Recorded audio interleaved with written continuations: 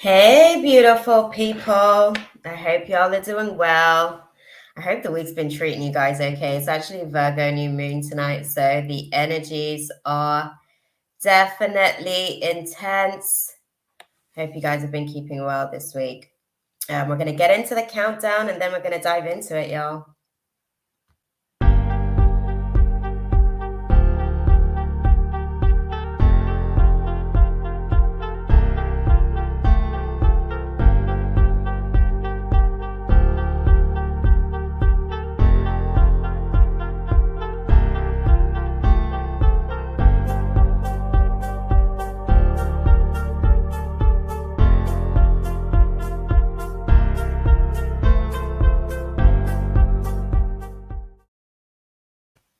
Staring at herself in the mirror on the restroom door. Voices in her head that mirror what she's heard before.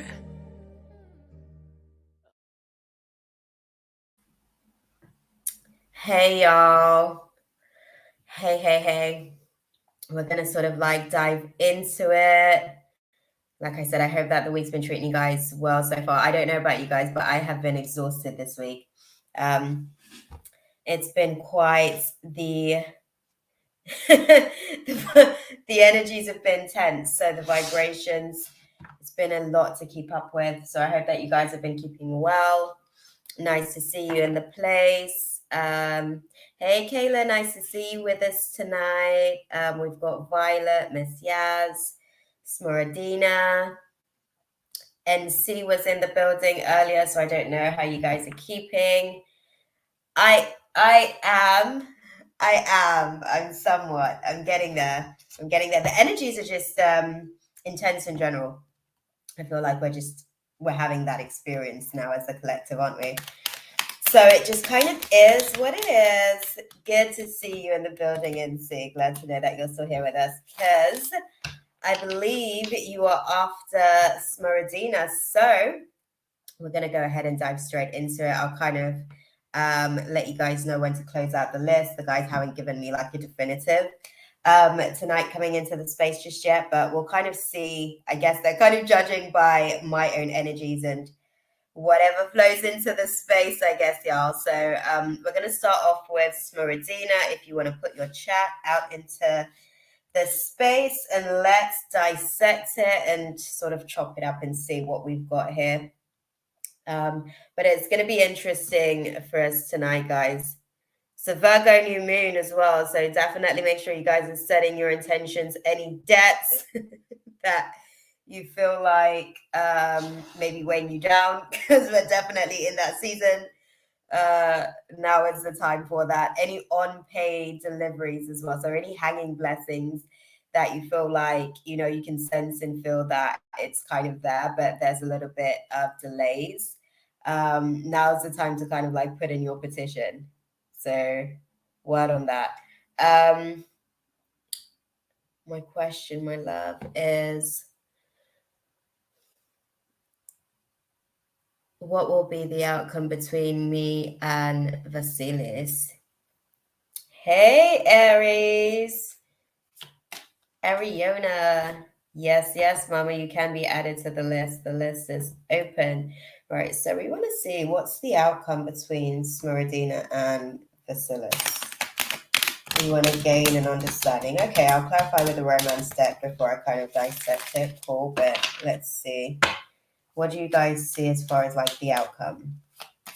Overall, I guess they're kind of like navigating through a little bit of, I'll say some stormy weathers at the minute. It's a little bit touch and go. The energies are a little sensitive, let's say. Right. Oh, there's a lot of like internalized energy from what I can see with the situation, Smoradina. So it looks like someone's being a little bit guarded, I guess. It doesn't seem like there's much of a reunion in the way that one would kind of hope, I guess. It feels like someone's being a little bit withdrawn and kind of they're carrying a lot of baggage about some things that hasn't necessarily been let go. There's a lot of mental projections in terms of just thoughts, a lot of waking restlessness, a lot of restrictions with the situation, I guess, or observing things that may feel like bits and pieces of restrictions that's causing them to kind of withdraw. It does seem like there's a little bit of baggage with the situation, so I'm going to clarify. What do you guys mean as far as the outcome here? Because there's a lot going on. We've got 2 major arcana, so we know that this is like I guess a big transit for them. Okay, heart-to-heart conversations. Yeah, heart-to-heart conversations. So there's still some things, I guess, that needs to be discussed with you guys, and I feel like there's still a lot of things that is being held on to that hasn't necessarily fully been unpacked. Is probably the best way that I can put it, and it feels like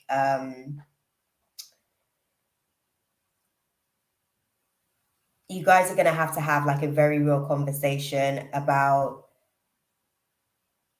what direction the situation's going to be going in. It feels like there's something from the past that's kind of holding someone back, I guess, or a situation or a circumstance that is kind of like still tugging at their energy. So the past, I want to say it might be on their end where it feels like the past situation is tying them up a little bit. I want to say tying them up a little bit because it feels like, yeah, we haven't talked yet since our breakup. Yeah, it feels like there's definitely a conversation that needs to be had, but it feels like they're still holding on to some feelings about how things kind of panned out with you guys.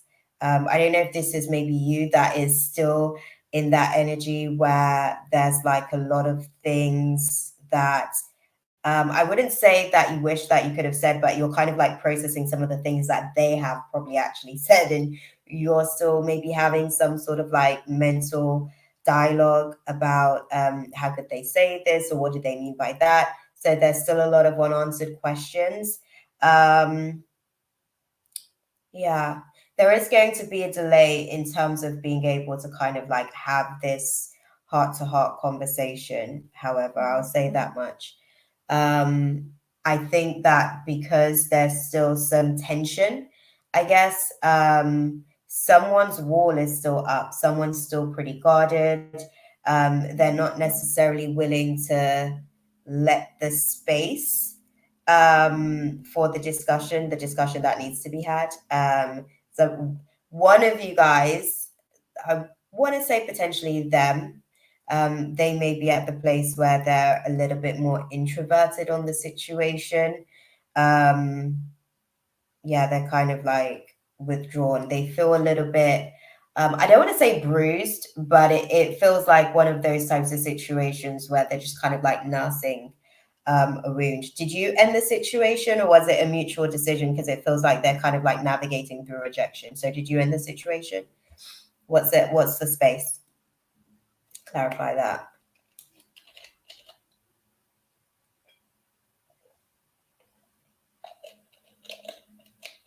Yeah. Ego is a little bit bruised. I don't want to just like put it down to that because it's very much more deep than that. Yeah, okay. Yeah. I don't necessarily see any immediate conversation sort of coming to play with the situation because it seems like there's a lot of baggage, but it's still not necessarily being unpacked. What I can say, because I can tell that you've still got like a lot of questions on a lot of things, because it seems like, I wouldn't say it came out of the blue because the energy was a little bit off just before it kind of like happened anyways. I want to say for at least 3 weeks or so, maybe even longer. But yeah, they're not necessarily coming around anytime soon for those heart-to-heart conversations. this is a great opportunity as well for you to understand how they kind of deal with these types of situations and dynamics.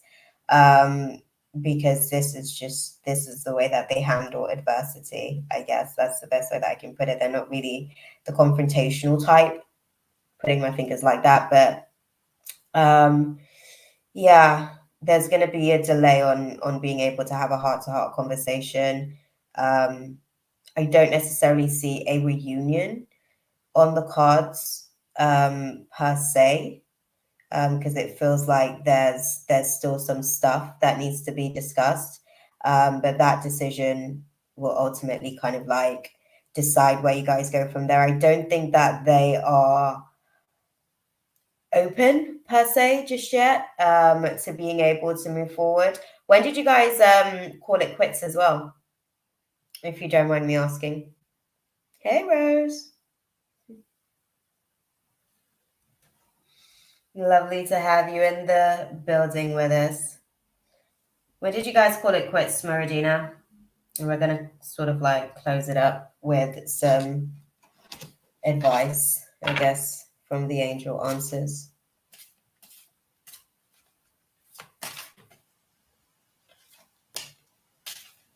Yeah. I don't feel like, oh, yeah. They're kind of saying you're going to have to be able to kind of work through your emotional attachment with the situation. I think because you have a lot of these unanswered questions, that's why you're still left in this place of kind of being like in limbo of the relationship, because you still didn't necessarily get the closure that you needed to be able to kind of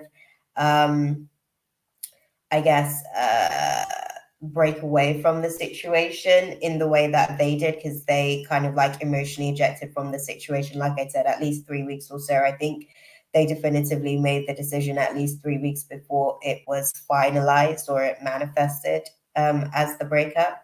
The guys are saying, from what I can see on the cards, this is a situation where you probably just kind of have to, yeah, you kind of just have to let go of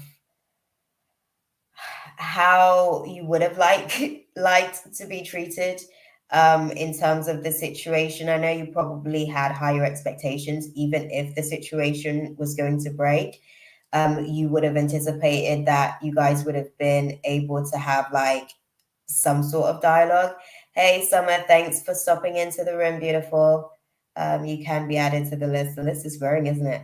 We're going to wrap up this space, Smoradina, seeing as the list is growing. But yeah, I think it's more a case of you being able to kind of like process your personal feelings on the situation. I think you might have a lot of unanswered questions. What I would recommend with that, this season as well, like it's great for journaling. So sometimes being able to get some of those thoughts down onto paper, just things that you can put out there. It also helps to be able to kind of like see some of the thoughts, to identify if it's kind of like irrational thinking in terms of your questioning process as well, and see how this particular wound, right?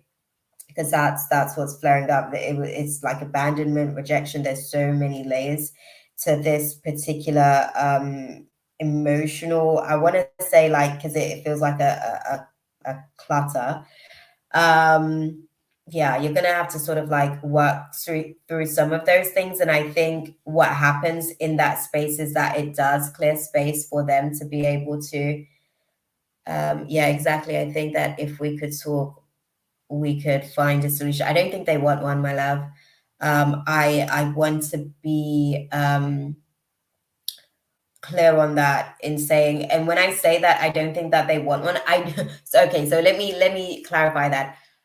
I don't believe that they're willing to do the thing that you guys may be able to come to a resolution on. They're just at a place of like comfort. And I think it's just, again, in the collective, this is just kind of like where we're at. So this is how it's kind of like playing out for them. Not sure what their star sign is. But yeah, I think that even being able to have the conversation, it would kind of give you guys some momentum for a little bit. But I don't know that they'll be willing to commit to that solution, is also a part of the problem. So you put down the questions, get them out of your vessel type thing, go through the process of actually processing those. And I do feel like there may be, and I say maybe because I feel like you probably have to do some things actually to be able to kind of like bring this into manifestation, where it's like they're able to come back into the space, but just have conversations. Okay, that makes sense. That makes sense. Fixed energy, right? Okay, so I think as you're kind of like navigating through the situation, going through the processing, it does make way for them to be able to sort of like have a conversation at least. I don't think that is going to be anytime soon. I do feel like it could be anywhere from at least another 2, maybe 2.5 to 3 months before any sort of connection is had. And I don't know why this connection actually comes together, but it seems random in the universe, but I think it's through the process of you processing. So get your processing done, put your intentions out there for the shit. You can put this down as a karmic debt that you want to be able to also unpack, because yeah, this seems like something that's been lingering mentally and emotionally for you for a while. So you can put that petition out there and ask the guides to be able to sort of, align for a conversation to be had. I don't think that the stars are aligned for a conversation right now, during these like outer planets and the retrogrades and all of these shifts, I guess, that are taking place emotionally. But maybe 2.5 to 3 months, things might sort of be a little bit more open for a conversation. I also think that there's a lot of things that you also have to be able to work through as well, because I don't think that you're at a place where you may also be ready to receive their raw truth as well. So I think that those are some of the things that I guess the guides are sparing your feelings at the minute, and they're also sort of maturing them to a place where they can actually have the conversation. Okay. But I hope that that was useful for you, my love. Okay, and so we're gonna go and dive into your reading now as well. Thank you for the questions, Smuradina. That was a nice warm up coming into this space. So I appreciate you sharing that with us. I appreciate you. What's coming up next for me in love? Okay, let's see what's on the agenda. All good, Smuradina. Thank you, my love. Right, we want to know about NC. Okay, NC. Let's see what's happened for NC. Okay. Okay.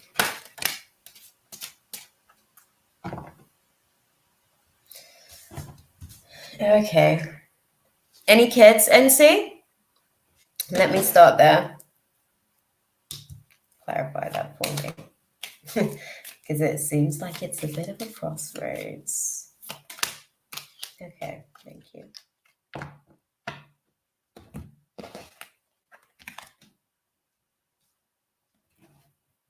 Oh, that's it. Any children, NC? Okay, cool. Because I want to understand the dynamics of the things that they're sort of like putting across, because they're speaking about healing family issues, and it may be a dynamic with a past relationship.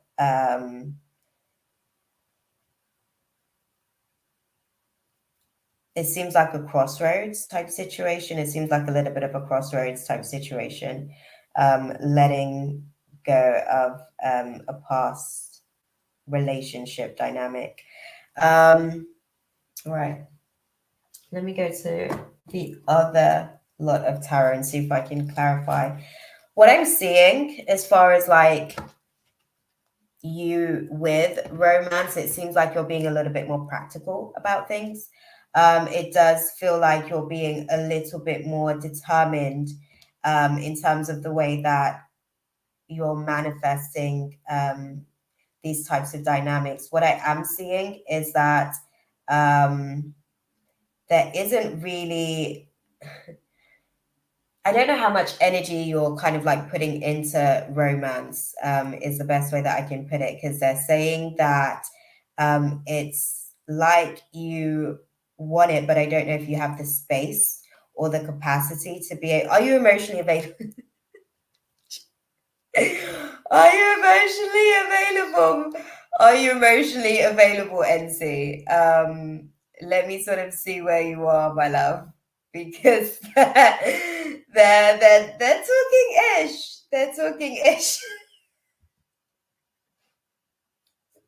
They are talking ish. Hey, Mina. All good, beautiful. Lovely to have you in this space, definitely. Okay. Ooh. Okay, well, that might be a little thing. Okay, so right. What I'm gonna say for you in this situation, you're like actually really quite indecisive with this romance thing. I think that you do want companionship, and I do believe that you're ready. I don't know if you're all the way willing, NC. I think that that's the thing. You may be a little bit hesitant as well, and that may be a part of. I wouldn't say like the problem. I wouldn't call it a problem. It's a part of the challenge, because it feels like you're tight in this particular area. Your energy isn't flowing like it needs to be able to kind of like, sustain a romantic situation like that has a little bit of longevity. But what I can say is that if you are willing to, because we're navigating through this whole class, I guess, of healing family issues, because that's what the romance angels are saying, right? That's where they sort of like went with the situation. What are you I don't know if you're open to sharing. Obviously, this is a safe space. I know obviously we're in live and everything, but this is a safe space. So if you are open to sharing, like what exactly is it that you're scared of? Because I see the hesitancy, and it's almost like that's the very thing that's actually causing you to not move in either direction, because you're not really actually holding back from the idea of romance, because you indulge in the idea, but the reality of actually experiencing it is still something that is like, you're still navigating that. Let's put it that way. But what is it that you're scared of? Help me to understand that situation. Yeah, honestly, um, I'll say this, like being hurt, it's not fun. It's not like the most exciting part of the human experience, but it's actually one of the most beneficial contexts of the human experience. So it's not great, but unfortunately, it's how we grow. That part, right? And I can't stand it because I hate it when the guys kind of like, they give me the spiel, and romance is probably one of the biggest areas that we are able to grow in these sort of dynamics and contexts. As far as like romance for you, they're showing me that it's really more a case of taking the time to kind of like progressively plan what it is that you're sort of like looking for in romance, and also being able to kind of like move past some of the past situations that you haven't necessarily I don't want to say haven't processed, but there may still be some residual feelings there that needs to be worked through, so that you can kind of like make way for these new beginnings. um, I do see you being able to kind of like, I guess, move past this little resistance, but it does take you some time. It takes you some time, and I want to be open and honest about that, because the first thing, obviously, as like we were sort of like having the conversation back and forth, they were speaking about like the emotionally unavailable aspects of the situation. That's probably one of the biggest um, drawbacks for you on being able to, because I think I can see like mentally that you have a depiction of what you want in terms of romance, but you have to be willing, I guess, to go through the obstacles that it's going to take to get to that place in romance. And I think that those are some of the situations that you'll actually probably be faced with. You do have breakthrough moments coming. Like you'll be getting a lot of like clarity mentally. There'll be like a lot of downloads that you'll be able to get some perspective on, maybe why certain things have happened in terms of romance and dynamics. Listen, it's not even me. They just keep it true, y'all. Um, they tell it like it is, and honestly, like, you know, some of the biggest waves that you'll ever ride are the moments where you've been broken. And it's very unfortunate.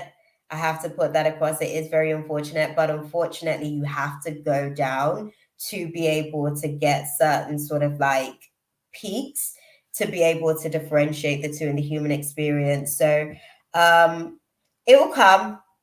It will come, but I do believe that you still have some stuff that you're kind of like working through as far as baggage. And when I say baggage, I think it's just emotional stuff that you're figuring out how to juggle as well. Because I think that you may have, so one of the like situations that I'm seeing is that you tend to be a little bit of a giver in relationship dynamics. And sometimes you don't necessarily know all the time when to prioritize yourself, and you may leave yourself being a little bit burnt out, and you may sort of like have found yourself in situations where it's kind of caused you to feel as though you've been like stabbed in the back. But again, these are some of the things that I guess the guides are working with you to help you understand where have you seen this, because this particular projection, as far as like how you play out this action, they're showing me this is more of a monkey see monkey do dynamic.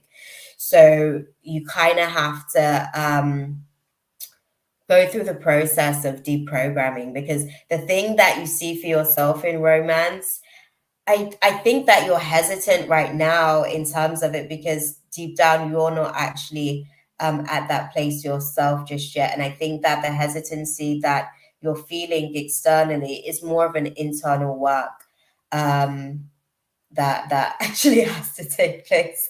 Why you hate being a Taurus, NC? What's the issue? Well, to be fair, what's the issue with being a Taurus?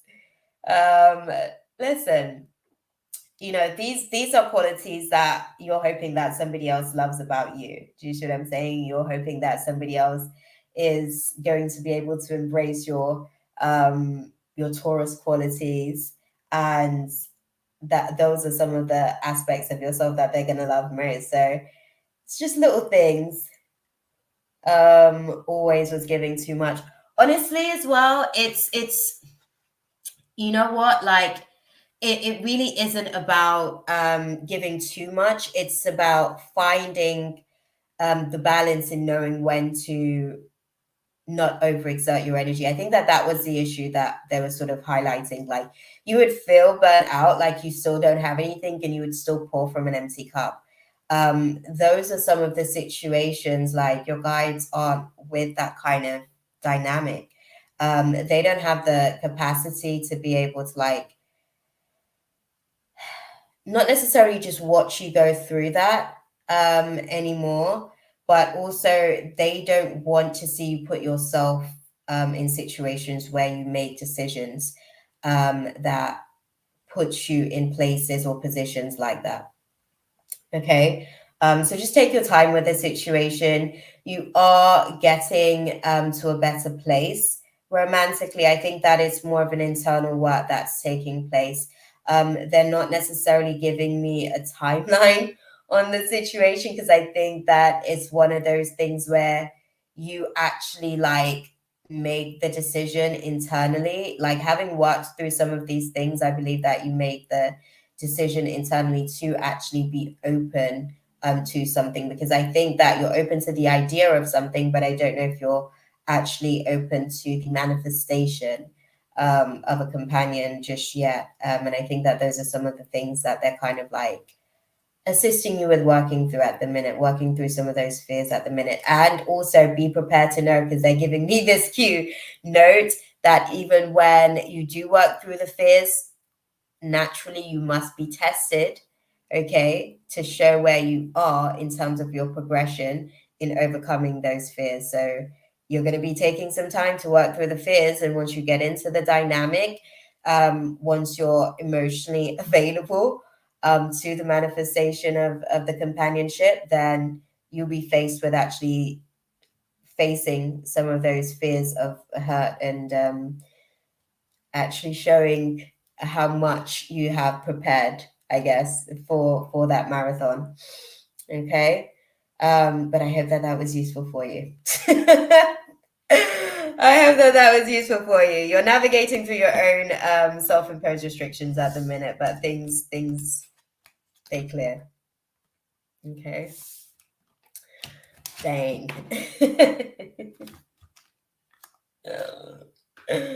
Oh, dang, the list has grown. Okay, where are we?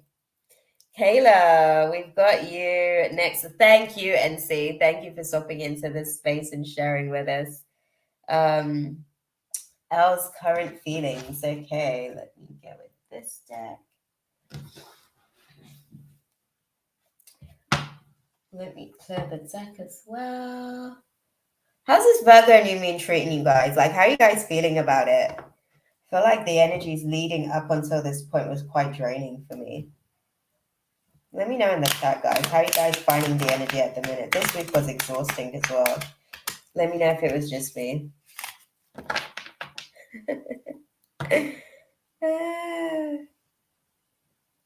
Listen, beautiful Aries goddesses. She's checking in with the collective. What have you got? I think you've got. Have you got braids in the current?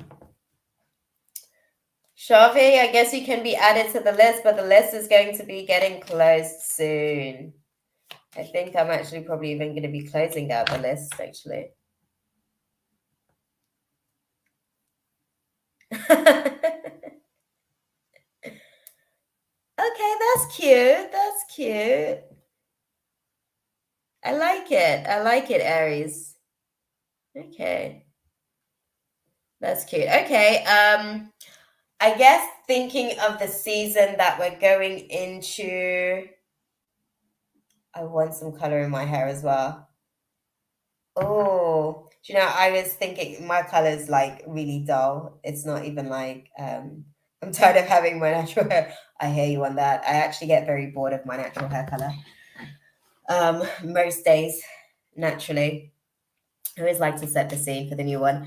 Right. So Kayla, thank you, Kayla.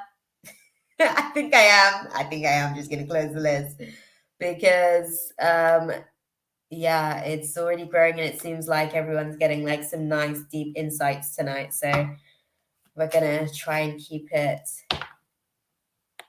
for good timing. Okay. Right. Yeah. Oh, we synced. We synced, Miss Yaz. Oh, snap. Oh. M22. No, I literally was just saying, yeah, go for it. Because I was like a little bit hesitant as to whether or not I was going to close it out. You just made it, M22. Your guides make me laugh. It has been like really like exhausting, actually. It has been really quite exhausting, Mina. So I do get that. Yeah, we did really sync. Miss Yas. Come on, guys. Take me back to Kayla's. The chat's getting so busy. I got distracted, Kayla. My bad, girl. What's else current feelings for Kayla? Let's see. What is else current feelings for Kayla? As clearly as you can, guys. Okay. Okay. Thank you. Okay. Oh.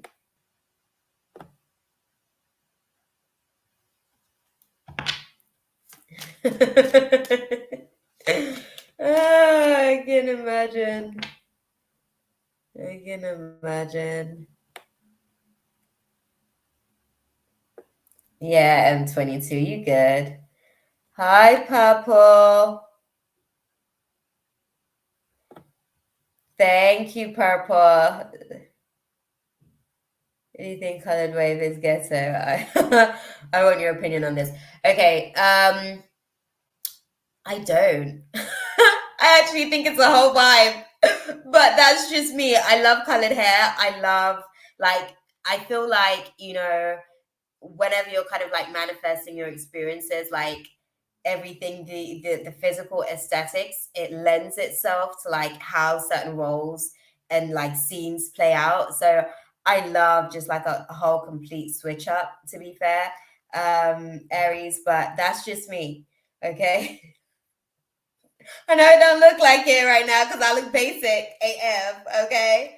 But I actually like really like just yeah. It is. So when I'm thinking about like the next version of what it is that I'm going to be doing, I usually always think about like my hair as an accessory, just kind of like how I'm building my avatar for like manifesting that timeline, and I always kind of like set the scene, and then I kind of see I guess how I would like for like what resonates better with that reality, basically, because sometimes I go there and I've got like one vision in my mind, and then I get to the timeline in my mind and I'm like, that ain't gonna work. So yes, I have had blonde. Listen, I like my little blonde friend, but she, the best way that I can put it, that's a whole different personality when I'm red. Because right now I'm like at a deep red. When I'm a redhead, I am a little bit more grounded. I'm a lot more grounded. Blonde me, yeah. Very, very vivacious in personality though. I like blonde me's personality. She's actually pretty dope. But redhead me is a little bit more grounded. Oh, okay. Right. Listen, I'm just saying, like, yeah, it's the whole thing. It is the whole thing.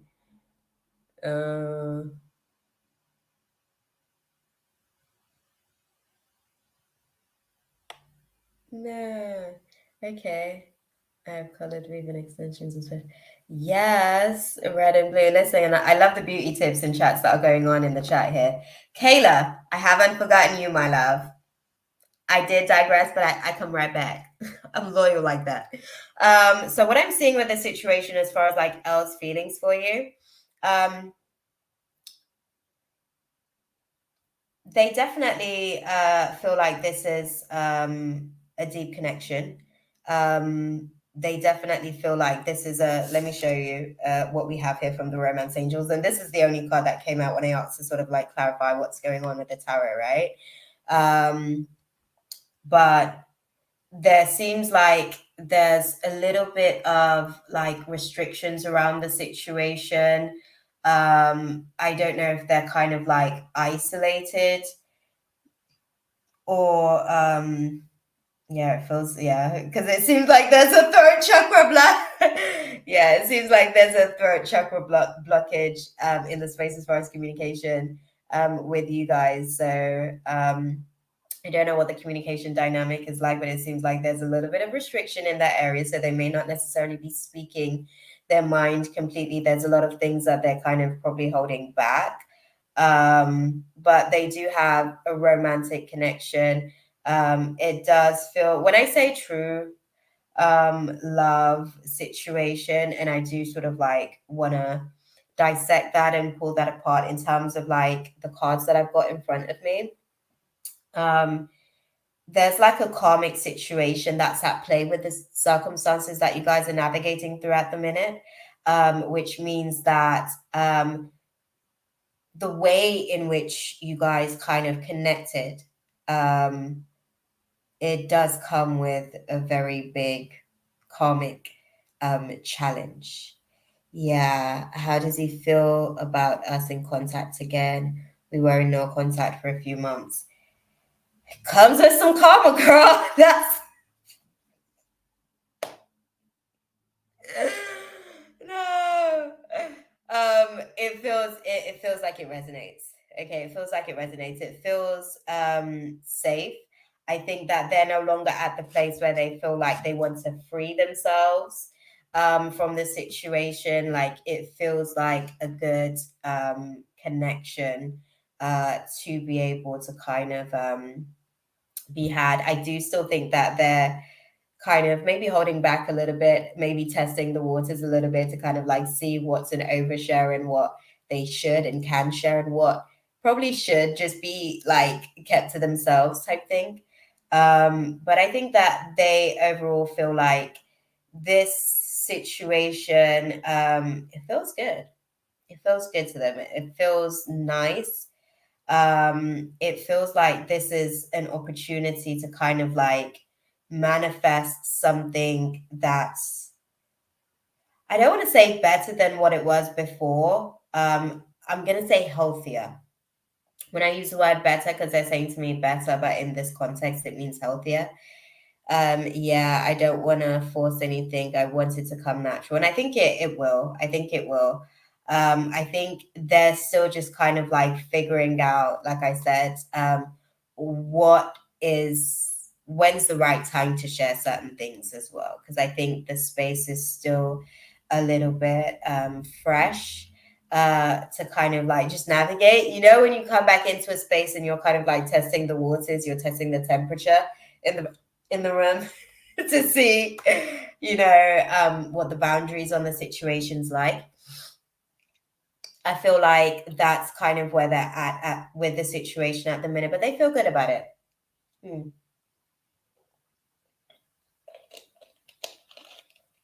They feel like they kind of want to just kind of pick up from where things left off, but they have to tread carefully because so much time has lapsed since then as well.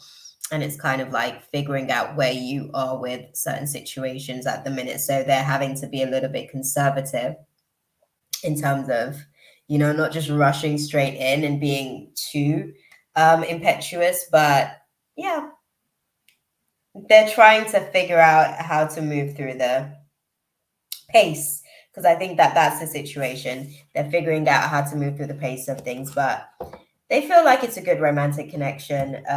They definitely sort of like the idea of where things could potentially go.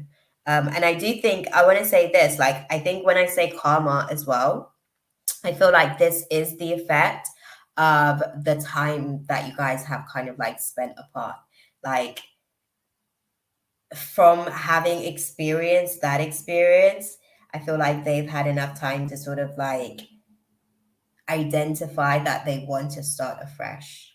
I don't think they quite know how just yet, but I think that that has given them enough time to really sort of like think to themselves, like, what do I want to do with this situation? Where do I see my life going? What direction do I want to go? And I think once they kind of like looked ahead, they realized that they needed to kind of like go back. Does you see anything sexual from the guys? Well, it feels like it's definitely a passionate sort of like situation. Potentially. I think that, like I said, because they're still figuring out what the pace is, I wouldn't put it off the cards per se. But I think it's just them getting the green light type thing. They're just waiting for the green light. So once they got that green light, yeah, then they're good to go.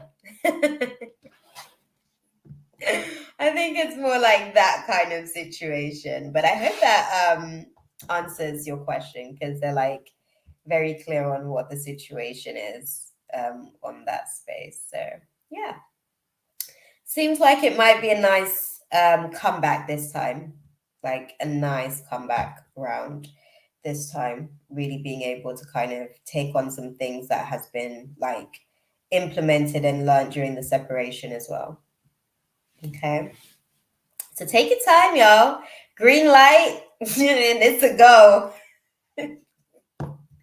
Thank you, beautiful. I appreciate you. The snap. Right, y'all. Who's next on the list? There's white women dyeing their hair and they don't get called ghetto. I think women of all races should do what they want with their hair. Yeah, I think it's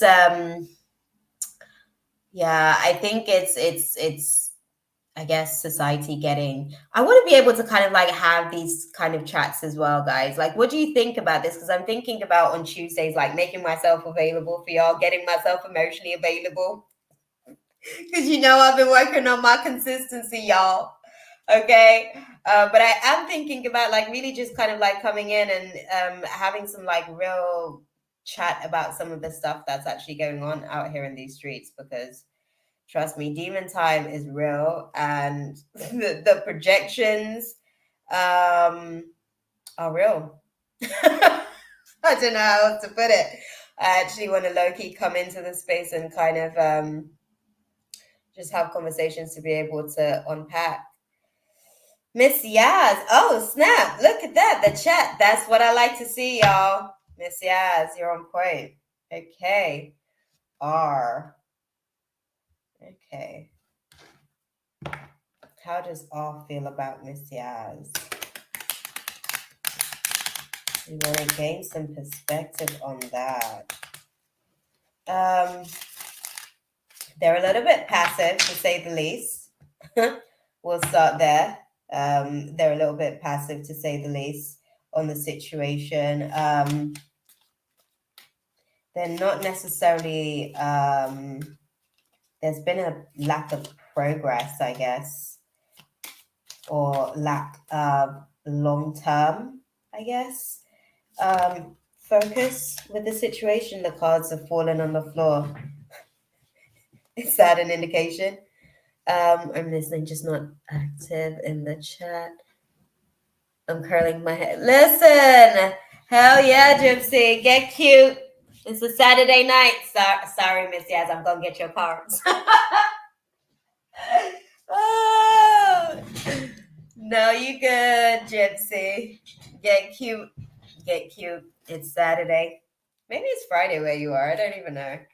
We're like literally all over the place. So, oh, I like that. I like that, Aries. I was going to say, I think that ginger would actually sort of like suit you. So I think that a nice ginger with kind of like tints as well, like just kind of like streaks or highlights of orange. Bomb. I think that would look bomb. Okay. Oh, I like the purple. Listen, you got so much time. You got so much time. Okay. You can just phase into them. And also, what I have found, okay, this is just me now. Okay. What I find is that whatever I kind of like dye my hair is sometimes an indication of where I'm working as far as my chakras. So bear in mind, no, it would be cute. It would be cute. Bear in mind that, like, when you do, well, for me, I found that when I was like blonde, I would definitely be activating solar plexus energy mad hardcore. And it was a challenge to kind of like keep the emotional body in check. But yeah. Bear in mind, whatever color is up here is also an indication of like what's actively your dominant, I guess, chakra that is in your process of manifesting. Okay. Going back to your question though, Miss Yaz. So we've got your cards here. Let's see. So I can go back. Okay. Right. Let me clarify as well. I'm just going to clarify the cards as well with the romance deck as well, because we've got a couple of cards that are introverted, right? And we've got two major arcanas here. So this is like a big indecisive directive, I want to say, like with this situation.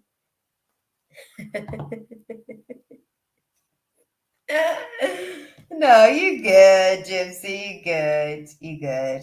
Okay, so what I'm seeing with the situation doesn't feel like there's like um too much communication here as well, because I'm seeing that there's like challenges with throat chakra. I think the mind and the throat chakra situation isn't aligning all the way type thing, because they're showing me that it's very scattered energy, which means that there's likely to be sort of like delays in terms of communication. So heart and action isn't necessarily in the same place, or mind and action, I should say, isn't necessarily in the same place. I do feel like, from what I'm seeing on the cards, their feelings on the situation is that it's more sort of like an unrequited love. So what I mean by that, generally, it would take a lot more to kind of like work on the situation. Like they, I guess, could see potentially the idea of like home, family, marriage, kids, all of that potentially, but they don't necessarily see it being like harmonious. They don't necessarily seeing it like falling into alignment, because there's so many abstracts. I want to say that you guys' personality are complex in different variants, and I think that their concern may be compatibility issues, but they're very, I guess, they're very flirty, and they like the idea, and they flirt, I guess, with the idea sometimes. But I think that that's what's causing the delay. I think they haven't necessarily figured out if what they perceive to be compatibility issues. Yeah, he feels it's an unrequited love, so it's not enough chemistry and attraction to keep the relationship going, because there's so many other variables to the situation. There's compatibility issues in terms of, so what do I mean by compatibility issues? So what I'm seeing is that some of the fundamentals in terms of ideologies may not necessarily be all the way aligned. I don't necessarily think that you guys have had these conversations to really kind of understand maybe what compromises can and cannot be made. So I don't think that they've, I guess, fully unpacked the situation to come to this conclusion, but that's just kind of like their thought process. And that is kind of what's causing a delay in being able to kind of, I guess, decide whether or not things can move out of the unrequited zone. So what I say that the unrequited zone is, right? You think about traffic lights, the unrequited zone would kind of be like the yellow lights and the traffic lights. Okay, so it's not a stop per se. It's more of a slow down. Let's figure this out, because it's actually so abstract that if we don't get this right, it could go horribly wrong. But it's also abstract enough where it's so beautiful that if we get this right, it could be the shit. Pardon my French, guys, but this is literally like how it's kind of like looking, because I'm seeing it like a fireworks display. It's kind of like good vibes, good energy, being like in a situation where it's solid and the foundations are very secure and everything. But I think that at the minute they're just flirting with the idea. Is there love or attraction? There's definitely attraction. There's definitely attraction. Like they're flirting, I guess, with the idea of a relationship, but I don't think that they have committed to the idea of what that relationship would be because of all of these other factors. Like I said, the incompatibility questions. That's probably the best way that I can put it. Because these are things that they evaluate and reevaluate and contemplate. So yeah. There's attraction. It's kind of like a slow down type situation. That's how they feel about it. It's kind of a slow down situation. Take my time. Let me kind of figure out because I could see it, but I'm not sure if I all the way believe it type thing. And how to make it sort of work. That's where the believing isn't all the way there. So those are some of the things that I guess are coming into balance, and that's the best way that I can put it because I'll show you. We've got the World card in reverse, which means that there's definitely lack of closure on the whole romance situation because that popped out with the Four of Wands, right? And then ahead of that, we've got the Emperor in reverse. So there's still some things that isn't necessarily complete. Yeah. I can I can imagine that because I don't think that they're clear on how to navigate through some of these like complications because that's what they are. It feels like complications to the situation. So yeah, I think that they're flirting with the idea. They're open to the idea. There's an attraction there, but I don't think that they fully committed to the idea of actually like, okay, this can actually sort of like fully be something. And I see it, I can commit to it, and it could be good. I think they still have their own sort of concerns, I guess. And they seem to be sort of like looking more at like the negatives, I want to say, of the situation more so. And that seems to be fueling the distance, I guess, that you're experiencing in the communication and the avoidance tactics. But yeah, there's an attraction, flirting with the idea of committing, but not really kind of like all the way there and making that decision to commit to the idea. They're still indecisive about it. A lot of blocked emotions as well, because some of the variables to the situation, I think that they just can't get their mind around, which is interesting. How about you? Do you sort of instigate any communication? What's the feedback like when you instigate communication? Let's get some coverage there, I guess. Yeah.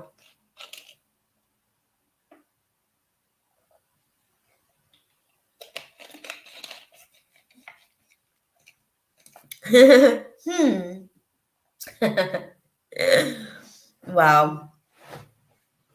What's the? I'm gonna pull some I guess angelic guidance to identify like what's the actual overall advice for you.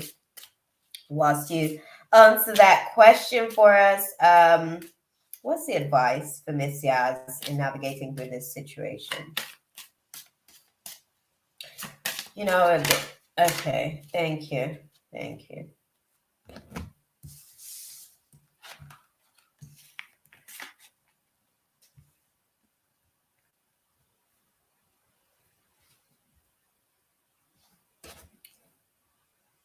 Okay. So as far as the angel answers, I guess they're sort of putting it across where you need to kind of get more information about the situation, and there will be an opportunity for you to be able to sort of like do so. in the coming weeks. I think it's more a case of you, there are going to be some changes, I guess, with the situation, in terms of choosing a new direction. When I communicate with him, he's very closed off. Yeah, because I think, like I said, I think it's just one of those situations. He flirts with the idea, but I don't know that he can fully see it to commit to it. He's still kind of being practical, or I guess he feels like he's being practical about the situation and trying to be a little bit a nervous energy. Yeah, because he's trying to be practical. He's trying to be practical in the situation, and that's the thing that like happens a lot of the times as well, guys. Like, sometimes people, they're overthinking things a lot, and it kind of like causes them to kind of I that may be a part of the situation. I do definitely think that that's probably a factor because, like I said, there's like variables that it seems like they can't seem to get their mind around. So if that's something that you guys have struggled to navigate through, that's probably a part of the things that they're constantly contemplating and evaluating and reevaluating type thing. But I think it's yeah, I think it's one of those things. I think that the age factor may potentially be one of the big issues for them to be able to look beyond that to see like how things could potentially actually develop. So yeah, I would say that that's a part of why they're choosing to kind of like be in the yellow zone, be in the yellow zone and kind of like take things slow. But the guys are saying, it's time to kind of like choose a new direction in terms of the way that things are kind of like, navigating with the situation. In choosing a new direction, it's kind of like being direct, I guess. Being direct in your energy so that you can get a little bit more direct response. Because I feel like there's been a lot of indirect communication type thing where it's kind of saying something, but not really actually saying the thing that needs to be said type thing. So yeah, I think free list is closed. Gypsy.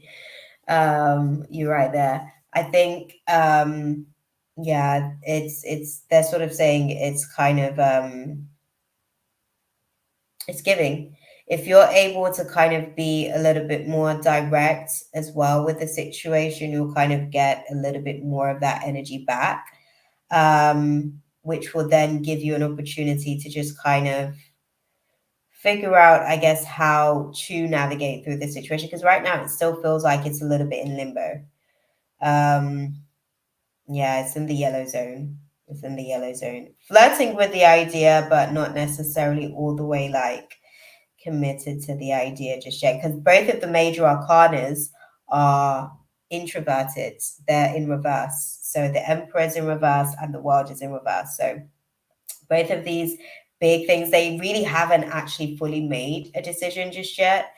Even though internally to themselves, it feels like they've made a decision. Externally, they're still playing with an idea of something. So they kind of just have to be direct as well to kind of put you guys on a course either way, basically.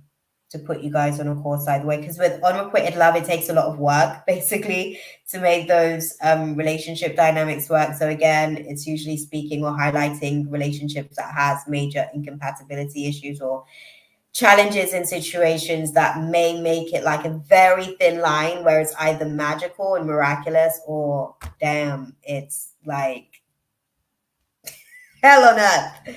type thing as far as like how we experience it. So yeah, the guides are saying that there are changes with the situation. You guys are going to be sort of like choosing a new direction in terms of how you kind of like navigate things. It is going to be a little bit more direct, but as far as you know, where he is right now, it's kind of like yellow zone. Yellow zone here in yellow zone. Oh, okay. I hope that that was useful for you, beautiful. I don't even know how much of that was, you know, readable, but I hope that it was useful for you, my love. Who have we got next on the list, guys? Oh, my nose is tickling. Sensing some info. Right, who's next on the list? Let's see. We had Miss Yaz. Violet. Okay, Violet. Okay, I think that we've got a good little list going then. Violet.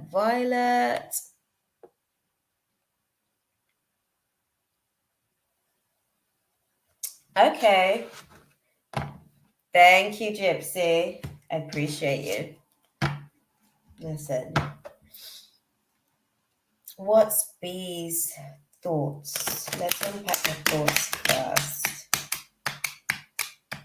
on their situation with Violet. What are their thoughts on the situation? Their situation that they're navigating through with Violet.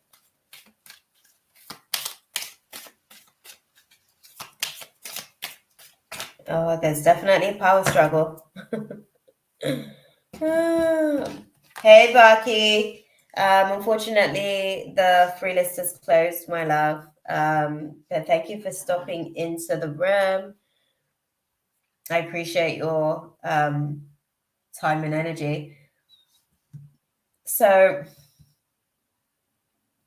looking at the situation,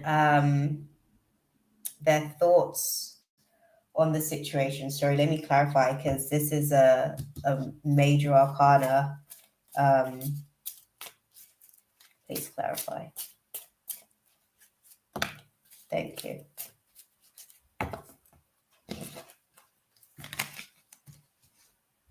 Okay. So the thoughts on the situation at the minute, they're not really sort of like doing any soul searching. I'm just gonna keep it real. I'm gonna tell you what's on the cards. Okay. So they are like mentally, they're like, it's a power struggle that they're experiencing at the minute, right? It feels like it's a little bit of a power struggle that you guys are navigating through right now, because their thought process is that they kind of have to be, I guess, how can I put it? There's like these blockages that you guys are sort of like navigating through, or these restrictions. I'm going to say that there are these boundaries. There are these boundaries that you guys are navigating through, or they're realizing that there's certain boundaries that are, they're necessary. They're kind of like, okay. Okay, no contact. That makes sense because I'm saying like there's these boundaries as necessary. Listen, they're immature about the whole sort of like situation. They are definitely experiencing just I want to say erratic behavior. I want to say erratic behavior because it feels like oh, thank y'all. Look at that. I appreciate you guys. I needed updates. I appreciate you guys, man. That's what's up. They're still pretty emotionally immature about the situation as far as where their thought process is at. And that's saying a lot because we ain't even got to their feelings yet. So that's letting you know where they are mentally. They're like very much like a little bit scattered, I guess, and a little bit all over the place. But they may sort of be open. They may be open to the idea of something, I guess, that's more aligned. I get with y'all. He's not cracking me up. Something that's a little bit more aligned. Let me see what their thought process. What's their thought process on the situation that Violet is navigating through with? Let me go back to their name. B. Okay, thank you guys. Violet and B. Okay, thank y'all. Give me the feedback then if you guys know the name. Or the letter, I should say. What's their thought process for what they're navigating through with Violet at the minute? Make it very clear, please. Okay, so their thought process at the minute is they're kind of like, I guess, planning for the future, kind of figuring out how to make decisions about finishing up. I think that this decision's, was this like an abrupt kind of like closing of a situation? Because it feels like it was a bit of a power struggle and then that was it.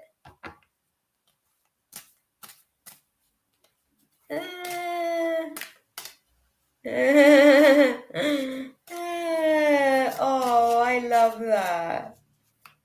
Exactly, y'all. Exactly. 100%. My question to you, Violet, I don't know if you got that because I'm like in the chat at the same time being a little bit of a nosy Parker, but my question to you, hell, I didn't forget my question to you. What was my question?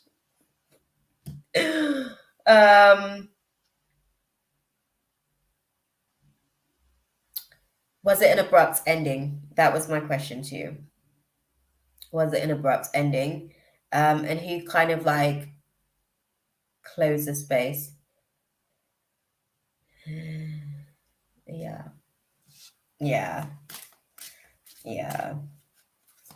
Definitely an immature decision. Definitely an immature decision. I'm sorry to hear that. He showed you kind of like where he was at emotionally, to be fair. I think that he's selfishly focusing on himself. Hold on, let me see what the cards are saying. Let me see what the cards are saying. Okay.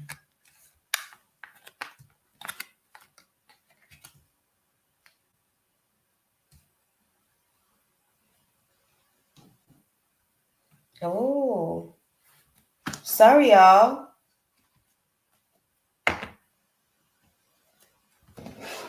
But what does all of this mean in the grand scheme of everything else? Like, I understand. Okay. Oh, okay. We'll clarify this then. Okay. Really? Okay, Violet. Sorry.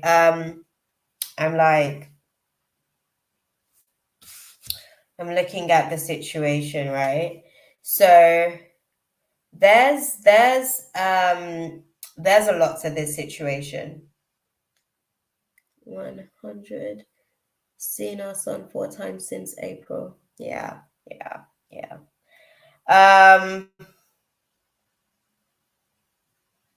Listen, from what I can see with the situation, like, I don't know if they're up to the time. I think that they have like this thing in their mind, like they have this.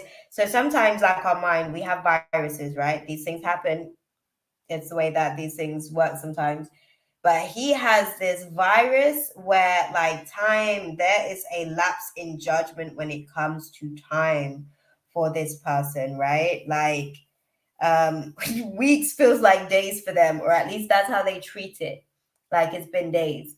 Okay. What I'm seeing with the situation, it's almost like they are making future plans, but their future plans are to basically be self-sustaining.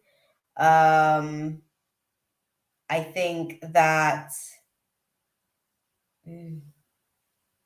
see, the romance angels are saying the long term on the situation is that I don't know if they still try to have conversations, or if there are ever any conversations about reconciliation. But that seems more like it's a long-term thing. I don't think that that's on the short term. I think right now they're just trying to live their best life. I ain't gonna lie. I think that eventually they do come around. And I want to say come around because this is just like, this whole thing is manifesting itself from a place of like immaturity. And I feel like it was like a lapse in judgment that they kind of are now low key committing to. And it's kind of like brought their vibration down to like a lower age. I want to say like now they're kind of like at a lower age range mentally. So it's causing them to respond to situations emotionally at a lower frequency as well, like at a lower emotional age range as well. But yeah, right now they're just on their selfish tip.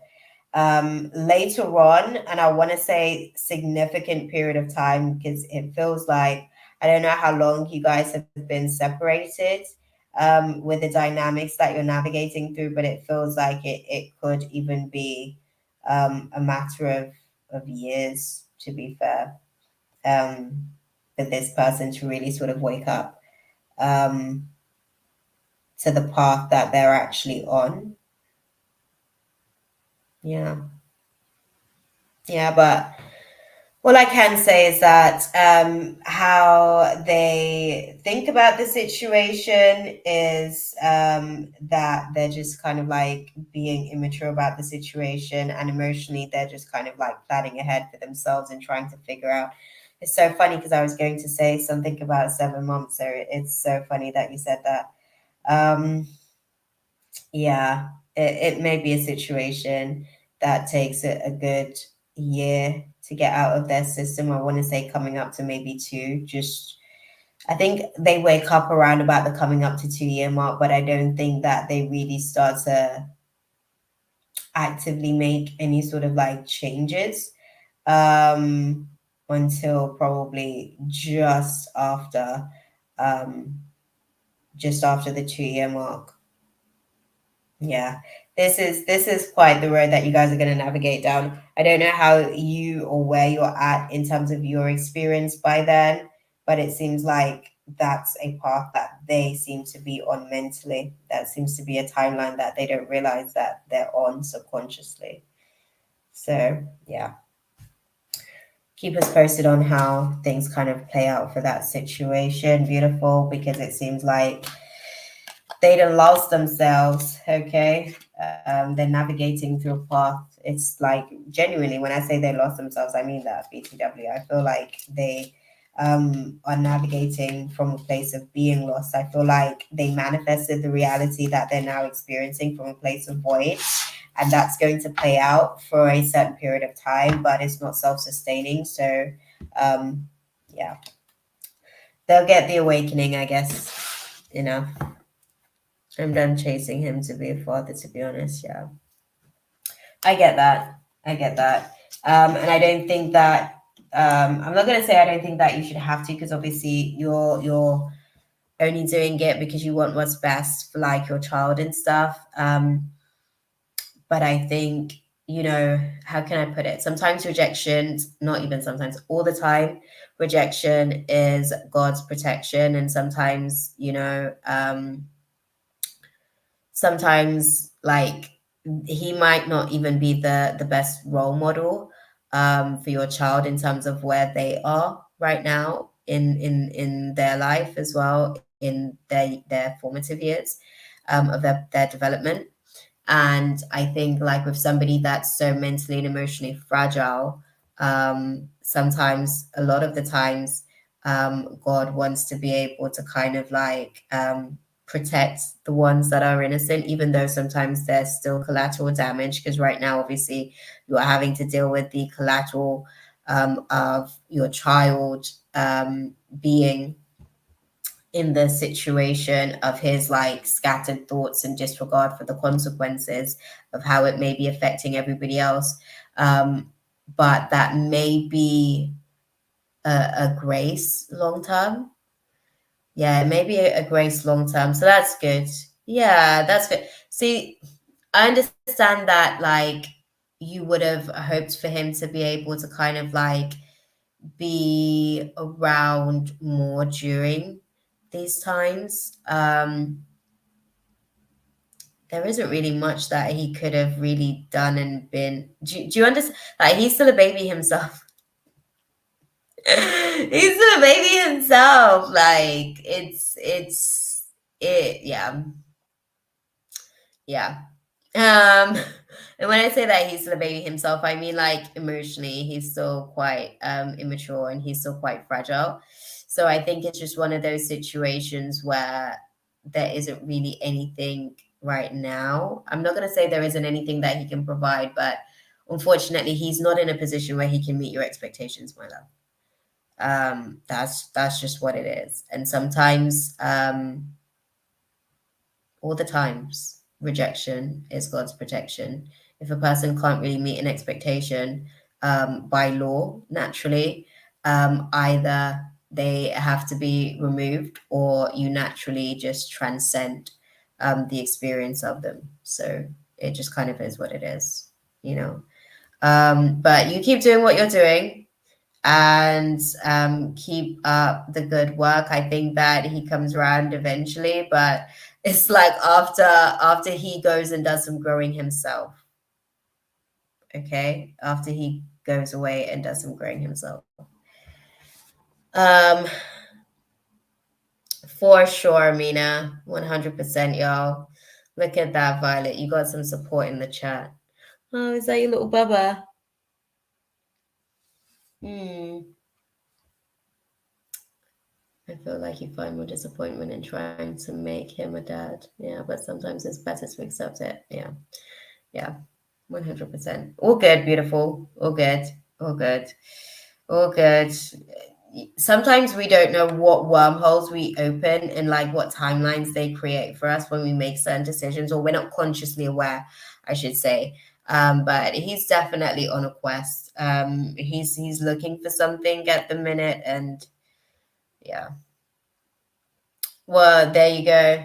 There you go. That's why I said I don't know what position you'll be in by the time he comes to certain like awareness on certain things. But hey, it's all good. It's all good. I guess such is life. Things will play out as it needs to, right? Ariona. Aries, what you saying, girl? Hopefully your child will have a stepfather. Oh, and he will be an even better father than his original father. Yeah, sometimes the way that like God works stuff, you know, like potentially that's not what he needs at the minute. Oh, thank you guys. Thank you. Thank you. I'm going to go with this deck. Okay. The connection between Ariona and Pisces. What do you guys think on the connection? What do you guys think? Listen, sometimes when I ask direct questions, so if I ask them if it's meant to be, they're going to give me riddles. So I'm going to work my way up so I can get as much clarity for you as possible. The connection between Ariona and her little Pisces lover, Daniel. Okay. Thank you.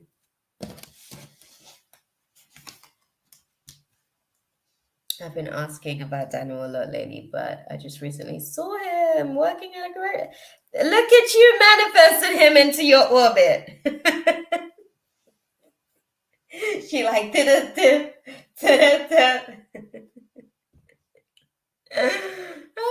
then all of a sudden you did like bam, he's right there. He's right there. Okay, that's what's up. Love that. So, how do you see things playing out for this situation, like romantically? What is the romantic probability on this situation? Give us some indication of where we're at, guys. There's very brief contact there. I wish I actually said, why did you not? You did all this work trying to manifest Daniel. Now you didn't see. Well, I guess he's right there. Yeah. But he seemed to try. Exactly. You wouldn't want to sort of like be in a situation where you're kind of, trying to call his focus and he's a little bit busy on a few things. Exactly. Listen, it's all the talk about Daniel. It's all the talk about fishing and bringing him in. The universe just brought him into your orbit. I love that. Okay. So lots and lots and lots of stuff here with this situation.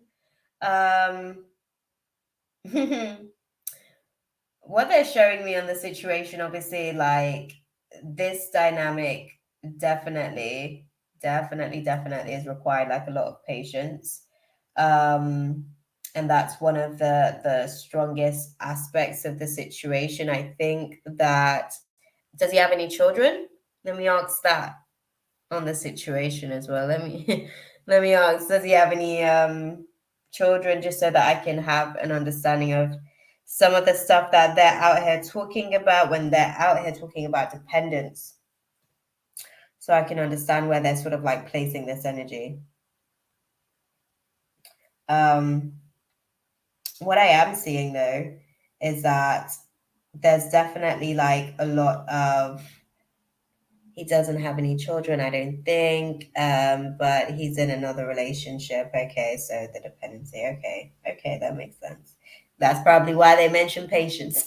That's probably why they mention patience, girl. Okay. It does mean that he'll be like guarded.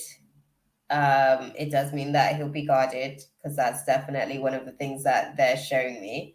But the patience, I guess, is able to endure the, I guess, being behind walls, because that's what it's like. But obviously the wall would be there because of the situation with the other situation going on. What do you guys think? Meant to be? I've got the true love card here, right? I've got the true love card here, but I want to understand the context of the situation. Okay, but what do you guys believe on the situation? Is it meant to be romantically for him? Okay, well, what do you see happening then?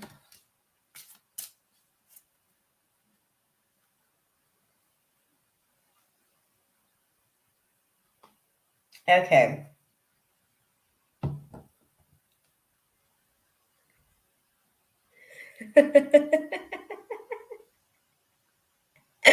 Oh, Aries, I hear you, girl. I hear you. I can imagine, actually. I can imagine being in situations like that, where it's like you're kind of having to, wait for your opportunity to kind of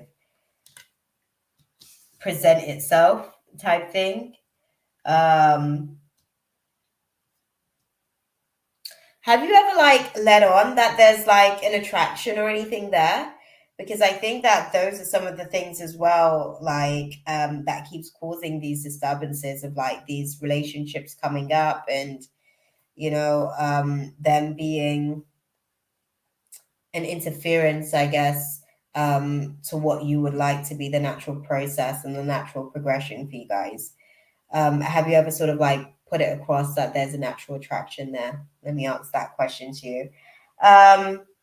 They are showing that, in the next few months, I guess, there'll be some, yes, I'm very attracted to him. I think he's attracted to me too. Okay, but have you done put it out there? Like, have you let him know you see him, seeing you, seeing him? That part. Like, have you put it across? Because then what that does is obviously, I'm trying to understand, okay? Because like ever, and I mean ever, like have you guys ever had that discussion? Because I'm trying to understand where the mindset is at, because yes, I've definitely let him know. My girl, okay, direct, it helps. Yeah, I think with the situation, right? How does, so if I'm not mistaken, right, like Daniel has a connection to someone that you know, right? Are you getting a number on how many months? Oh, let's see.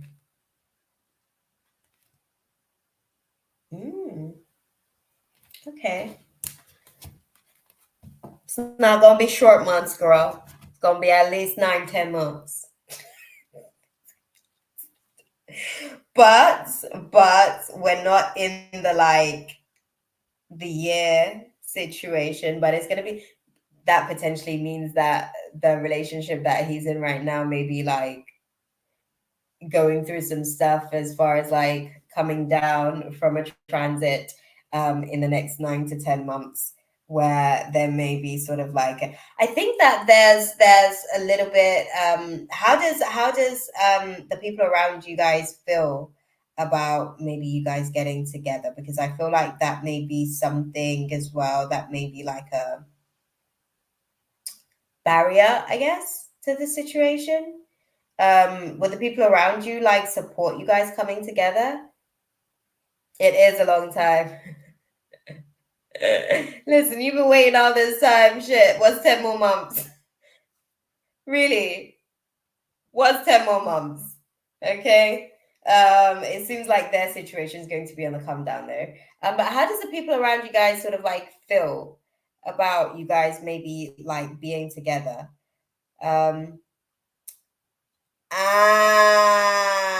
Okay. His sister doesn't like how I like him and he's in a relationship. Okay.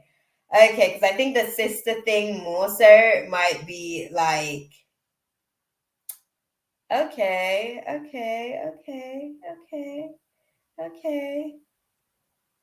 well, listen, what I can say for you to do in the process of like your next few months, because this is a significant period of time, like really do some work like in spirit, like in the ethereal realm, like really trying to like cleanse your aura from some of these like projections on like the sister's feelings, like maybe even have a conversation with her in spirit, mind to mind type thing, because she might not be wanting to have that conversation in person. So you might as well send her a mental email and she can open that up in whatever time her heart is willing to receive those words from you. She'll be able to get that download and you guys will be able to have that conversation play out in physical manifestation, right? But I would definitely say having that conversation, particularly with her, might help for his, I guess, resistance, because I think because of that there's an attraction. I agree with you too. I do believe that there's an attraction there on his end, but he doesn't see you in that way. I don't believe that he feels like he can see you in that way, and I think a lot of it is to do with sisters' feelings, and a level of, I guess, I want to say mutual respect, I guess, there on that side of things.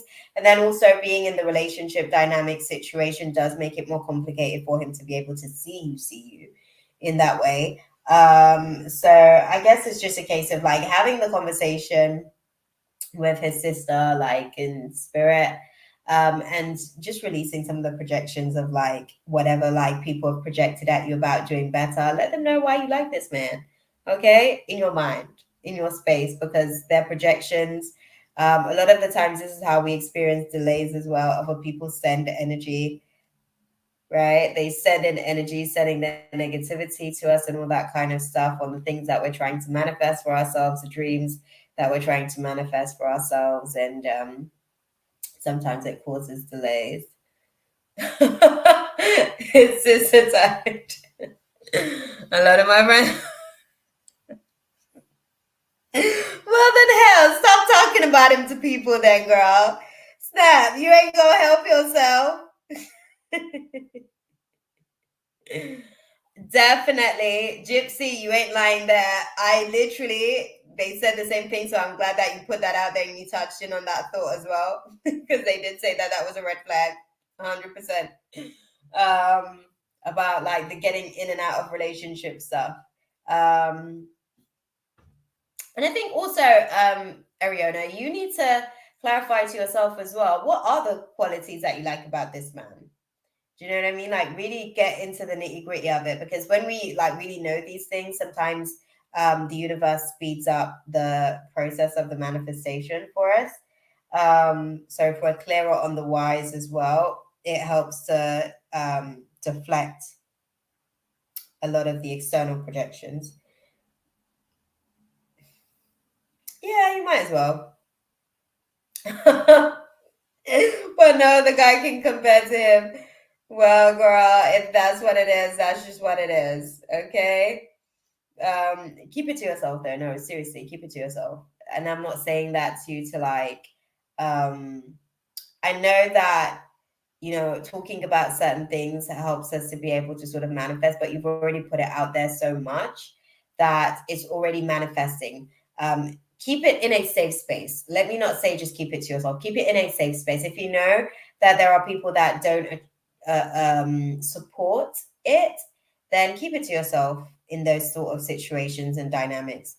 Where you know that it's a safe space to be able to have that conversation and know that there's support, and it's a conversation where you can kind of like just express yourself and stuff, then by all means continue to manifest, babe. Okay, you've got a whole 10 months or so why not? Okay, I like his personality. He is nice for the most part and has lots of friends. He also has a really deep voice that I like. I wish I talked to yeah, keep it in a safe space. Keep it in a safe space, beautiful. I think I guess there'll be an opportunity in the next few months. I say the next several months. Let me say that instead. Then the next several months, um, for you guys to be able to, I guess, play with the idea. But you gotta get in there quick, because clearly he has a tendency to just jump in to relationships one after the other. So yeah, it's a positive for you and a red flag at the same time. Positive because it means that he clearly may be struggling with issues of loneliness. So that may need to be something to, I wouldn't say dig deeper, but definitely take it into consideration, because it's not something to take lightly. I'd love to have a guy with a deep voice, people. Cenaria, listen, you made me go back to go look at what she done said as well. I hear you. I like me a nice deep voice, I guess. Yeah, I hear you. Hey, Lorraine, thank you for stopping into the room.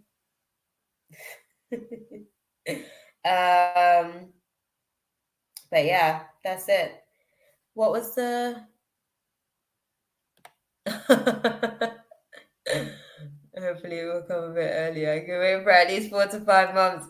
Listen, they're gonna have a whole bunch of stuff that they have to go through because he's in a situation right now. Things are a little bit complicated, but you know, the process has to go the way it needs to go, unfortunately. But yeah, that is it. That's it.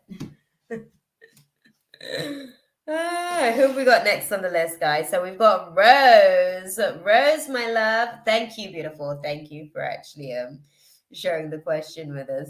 We got more than we bargained for. Listen.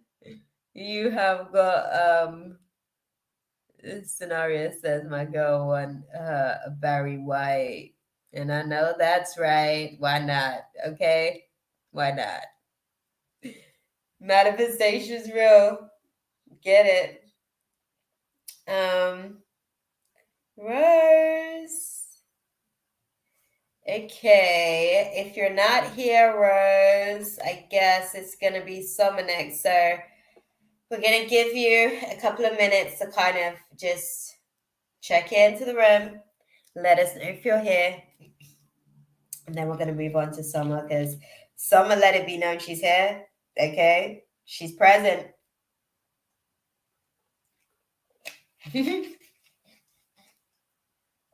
Summer's wasting no time. Okay, Rose? We're gonna move on to Summer's question because Summer ain't playing. But if you are here, put a yes in the chat and type your question.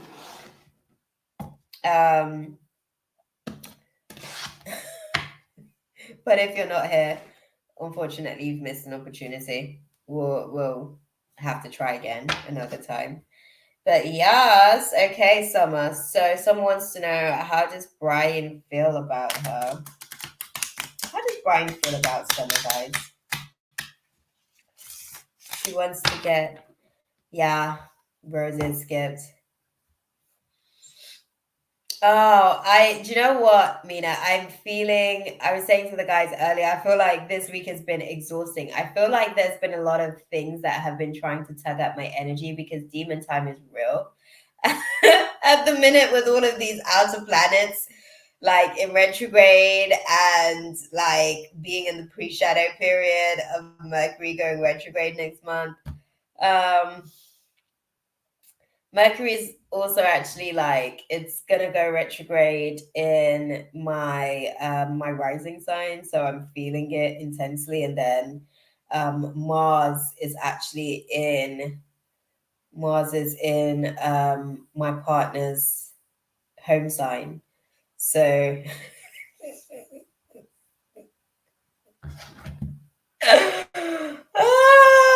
the energies at the minute, the energies are like all over the place and it's very scatty, even like family dynamics. It's all about juggling. So I'm just exhausted, bruh. I'm exhausted. That's how I feel. That's how I feel. I feel like there's a lot going on. And it's even when you know what the hell's going on, like with the energies and everything, and you sense it, it makes no difference. Like that's literally what I've been learning in these recent months. Like it actually makes no difference if you are the only conscious participant in the experience. It actually makes not that much difference at all, because you can only shift things by very small degrees. Unless it becomes like a collective experience where all the parties involved are actually like having that conscious experience to consciously make that same decision into a certain direction. I'm telling you, I can imagine Cenaria. I'm telling you, right? Like family dynamics in the last couple of weeks, it's really been tugging at my energy. But I've been, do you know what? It's been letting me know where I'm actually at, like what role I play, what capacity I have to play certain roles, and what I'm actually sort of like doing in those spaces. So yeah, it's been interesting to say the least. It's been interesting. How's it been for y'all though, man? I know Cenaria said that it's like family. It's been interesting. We want to know though, back to Summer. She wants to know how Brian feels about her, guys. What are Brian's feelings about Summer? You know, genuinely though, what are his feelings? Not necessarily just like the surface of stuff. Like we want the depth of like the feelings. Thank you. Thank you. I can feel the surface stuff, but we want the depth. Okay. You guys. No. Okay. So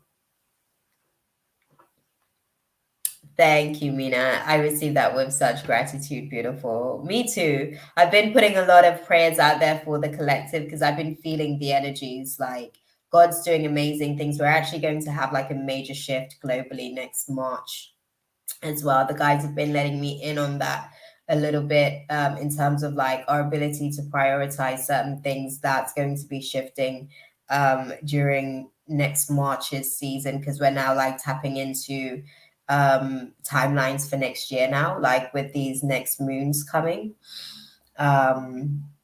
So it's definitely an interesting time to say the least, but yeah. Things have been messier on my end too, pretty much.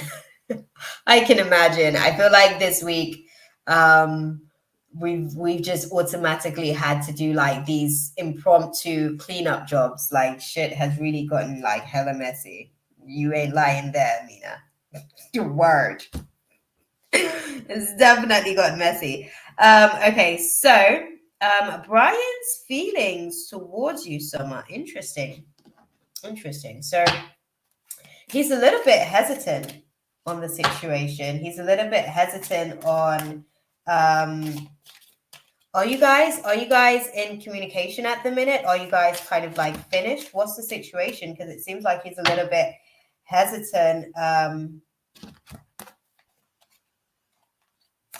Seems like he's a little bit hesitant on the completing a situation. Are you guys in Xville? I'm sorry to like put my fingers like that. But are you guys kind of like basically like struggling through relationship communication at the minute? Okay. So you guys have just come back from that. Okay. Praise Jesus, hallelujah. Okay. So I wanted to have like a little bit of an understanding about that, right?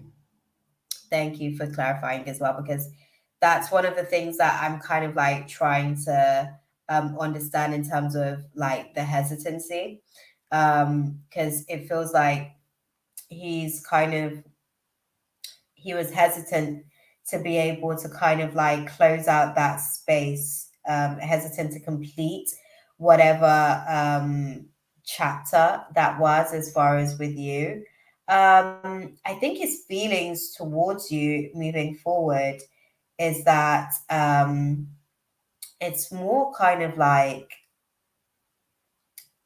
a honeymoon situation. It's more like a honeymoon situation.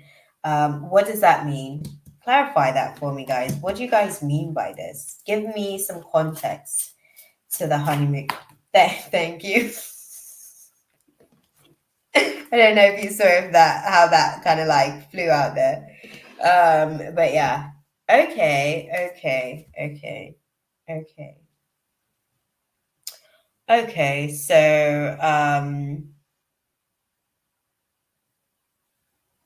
okay, being overly protective. Being like an angel. Okay. So thank you. I thought that it was just me, like I didn't know if you guys are sort of like seeing what's going on over here. So what I'm seeing with the situation, right? I think that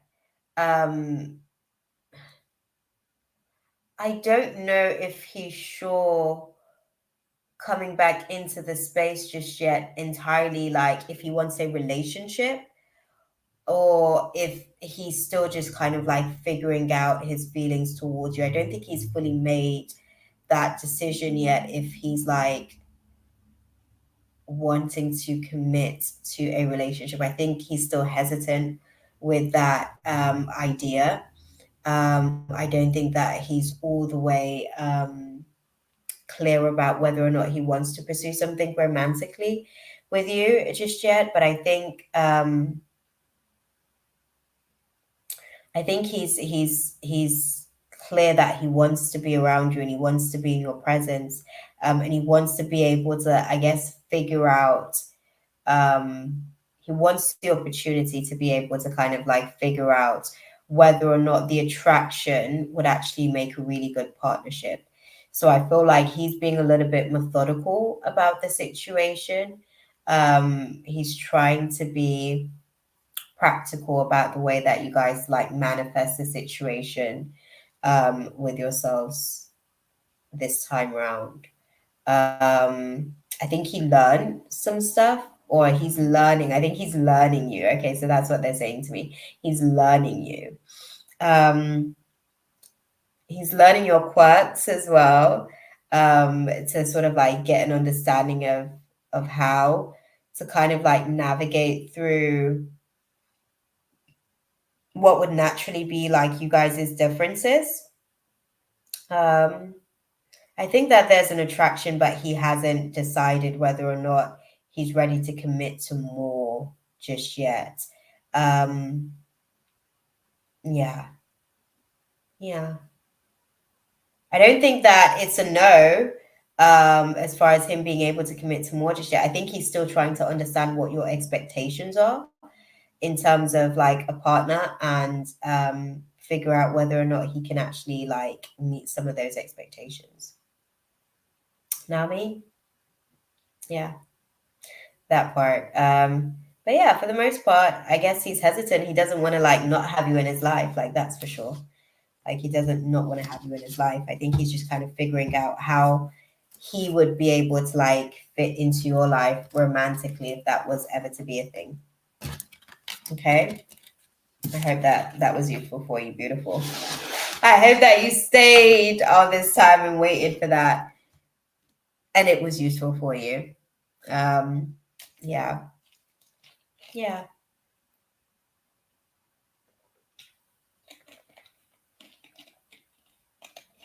Thank you, Summer. Thank you. I think it's just a lot more conversations that you guys are having. I think that they like kind of where things are at the minute, and the getting to know stage and phase of things that you guys are in at the minute. And I think with that, they're kind of like treading lightly. So yeah, take it slow. I guess they're figuring it out. They're figuring themselves out and figuring out how you guys match together. Okay. Let me see. Who have we got next? Cenaria. Cenaria, what is your question, my love?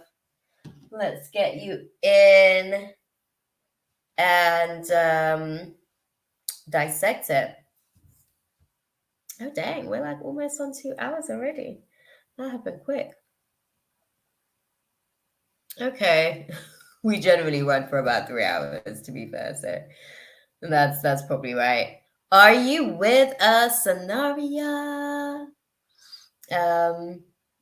Yeah, let us know.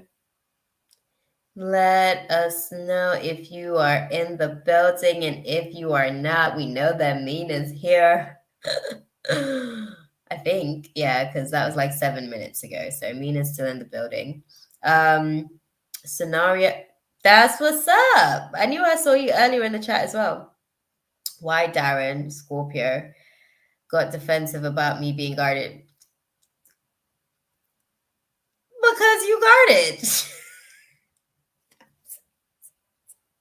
No, don't worry, beautiful. I'm gonna pull some cards.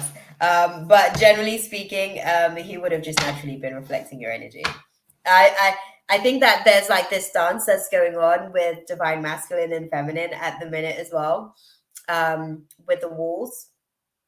We're kind of like deflecting and reflecting each other's walls at the minute. So there's like this dance that's going on with divine masculine and feminine, and we're actually going to have to learn how to communicate through these walls during the Mercury retrograde period. But right now, whilst Mercury is like stationed in like the pre-shadow period, it's kind of like giving us a highlight to the class that we're going to be sitting for the next 4 weeks or so.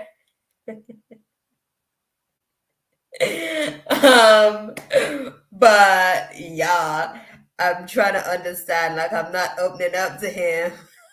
I told him I'm not ready.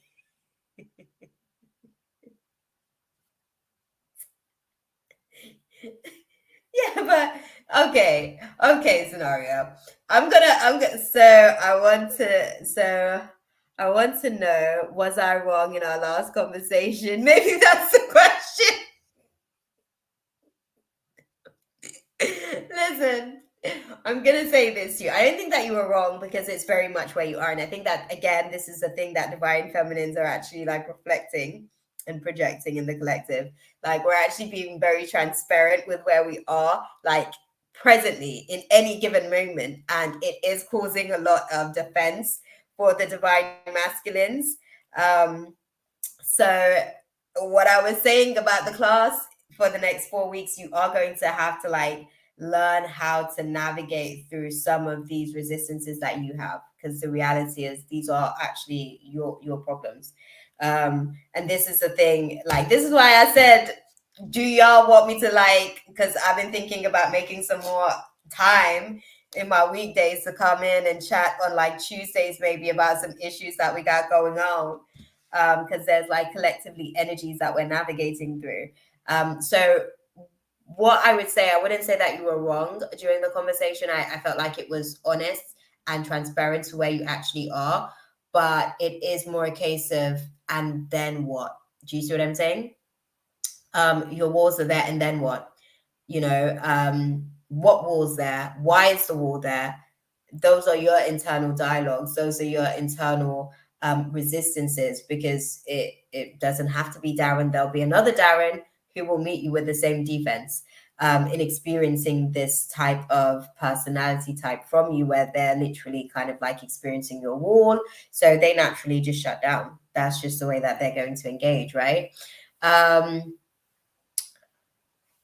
you know what? I don't even know what the question should be, Cenaria. I'm like, no, I'll tell you what, beautiful. I think that you're navigating through your own indecision about certain things, because you are making advances towards relationships, but you're not ready for a relationship. So it's sending mixed signals to the universe. It's sending mixed signals about what you want versus where you're at. And the two cannot actually exist at once. You can't serve two masters. It also reflects in a thought process. So you can't decide that you want a relationship and also equally decide that you're not ready for a relationship, because that decision will prohibit any progression of an actual relationship manifesting. Do you see what I'm saying? So it really is. And again, listen, you ain't alone on this one. I'm telling you, divine feminines.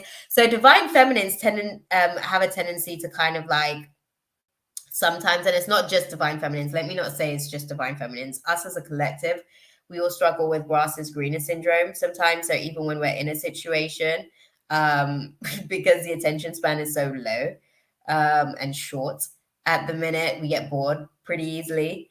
And it can be sometimes the hormones. Facts. It can sometimes be the hormones, because sometimes these things go out of whack. And as like females, we're a little bit more intuitively connected to our hormonal shifts, because we have to process them. Our body's designed to process them in a certain way that a man's body isn't necessarily, which is why we're a lot more emotional in experiencing certain things, or emotionally expressive in most ways in terms of experiencing certain things. But I don't think that you're wrong. I think that you're reflecting exactly where we are as far as like divine feminines in the collective at the minute.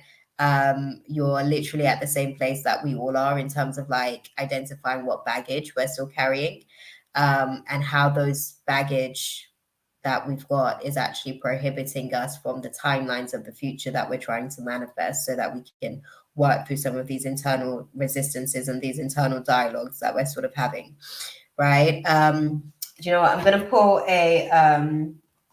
just gonna pull some guidance for you. Actually, I'm just gonna pull some guidance, if you don't mind, because I feel like the message in itself was already there. But what do you guys think of the idea of me coming in here and maybe like Tuesdays, maybe Wednesdays even, and having just like a chat? You guys can let me know what's going on. And we can like have a chat about some of those things and unpack. Maybe I could give you guys some like spiritual, I guess, feedback on how that may be like connected to what's going on spiritually, because that's literally how I live my life. When anything goes down, I'm like, oh my days, like what spirit is this showing up? Do I have a contract with like this sort of like entity? Because a lot of the times we do have contracts with the low vibrating entities, which are the things that are prohibiting us, like commitment issues. That's a low vibrating entity, because if it's something that we want, that entity is vibrating at a lower frequency to the thing that we actually want. So just yeah, definitely. That's it. You know, I definitely just want to sort of like connect with the community. Oh, definitely. I will. My people, y'all. My people. I'm doing an inside cry, y'all. My soul's doing an inside cry. Okay.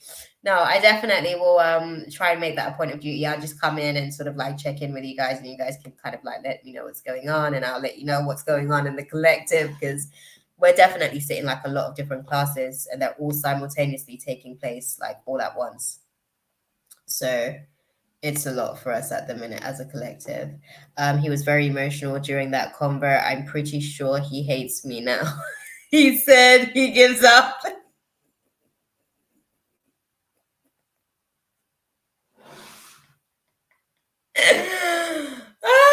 Because men love a chase. Okay, they do like a chase because it makes them feel like, you know, we are men's. But they want to also know that that chase is going to end in a catch. They don't want to know that they're basically like progressively like chasing, and that's just going to be the loop, or that's just going to be the cycle. They want to know that it's going to end with a catch, because then that feeds their sense of accomplishment. It feeds their ego. It feeds their confidence in themselves, to be able to kind of like, you know, feel like it was a worthy cause to like go through that chasing process, right? I love when readers just chat with us. Oh yeah, definitely, Gypsy. Do you know what? Listen, we'll see. I'm gonna set that intention. Look at that, guys. We gonna set this intention for this Virgo new moon, for me to come in here a little bit more often, check in with y'all, see what's going on, and because I genuinely just like to check in with people and see what classes they're navigating through, see how that class is going for them. I don't mind even updating y'all on some of the classes I'm navigating through, because I'm telling you, like, these streets are real. This life thing that is happening is so real at the minute. But what would you guys advise to like Cenaria? I don't think he hates you, but I do think that he's tired.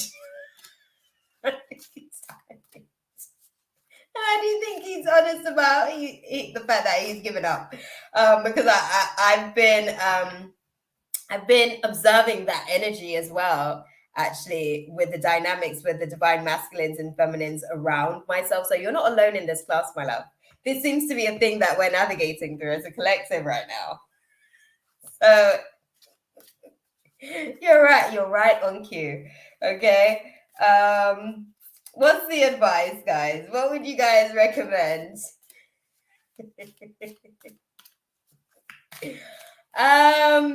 Do you know what? I'm so tickled by this because this seems to be like a thing that's kind of like going on right now. I think that you have to you have to yeah, you have to decide why it is that you don't feel that you're ready. And it can't your answer. So when you sit and you go through this internal dialogue, because this is the work that we have to do, right? Divine feminines, okay? This is our job. This is the stuff that we need to do on ourselves.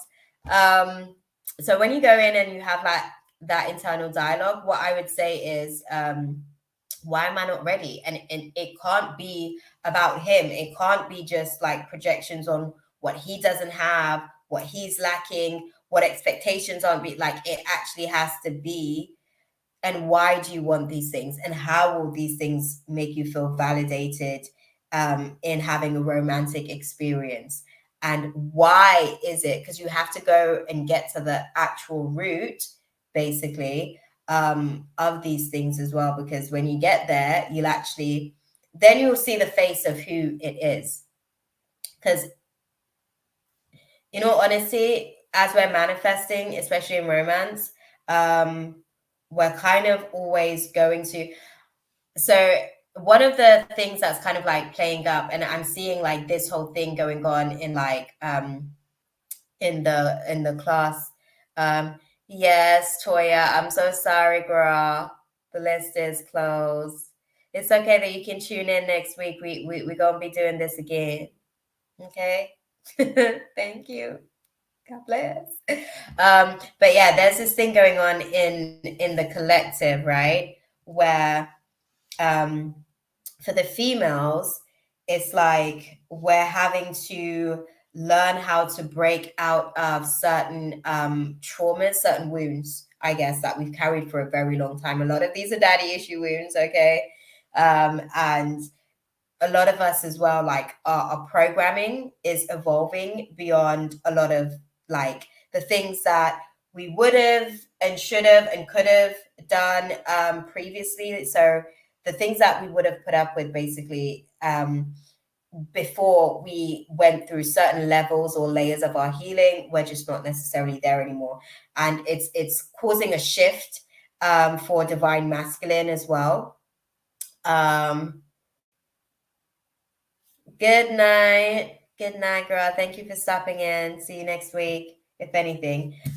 Their advice to you, my love, is to break the chain, just so I can like put it across to you. Cenaria, your advice is to break the chain, which means that, and it's so funny because I'm like literally talking about the whole dynamic right now. So breaking the chain, whenever they bring this action card, because it's all about like taking action and actively breaking, like, so you may find yourself glitching on certain it's kind of like looping on certain experiences. It's like you're done with this type of experience, or at least it feels like you're done with this type of experience, but for some reason or another, this type of experience is naturally the thing that keeps coming back into your orbit, because technically the universe is like, nah, you ain't finished with this class. You got to do a reset. And you like, I done graduated. Like I done did this too many times. The universe is like, yeah, you done sat the class too many times, but you ain't got your like green papers to say that like you graduated. Okay, like we need you to re-enroll. And it's very frustrating. Okay, so as we go through the process of getting off like this hamster wheel where we're like literally just glitching and looping over and over and over again, their advice to you is to like break the chain. So break the chain in terms of like, you know, what are you not ready for and why are you not ready for it? Like, because you're actively pursuing a relationship, but how are you actively pursuing a relationship you're not ready for? That part, okay? Stuff like that. That's why I have repetitive dreams in school.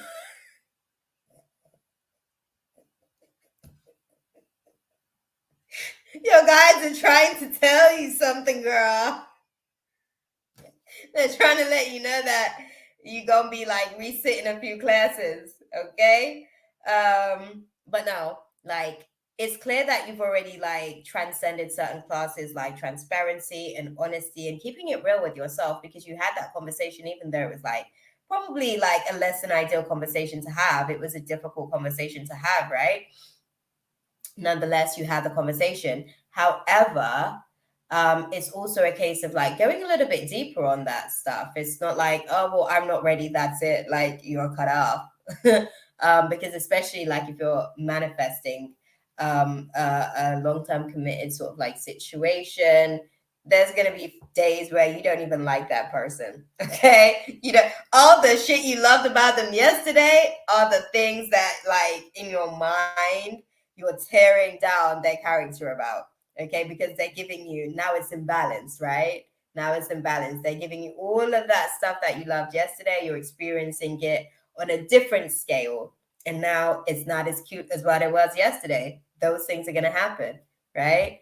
I told him it's best we remain friends because I'm not ready. And that's cool. Do you know what? This is something that's happening. I was actually watching a prophetic word the other day as well, and it was talking also as well about divine feminine.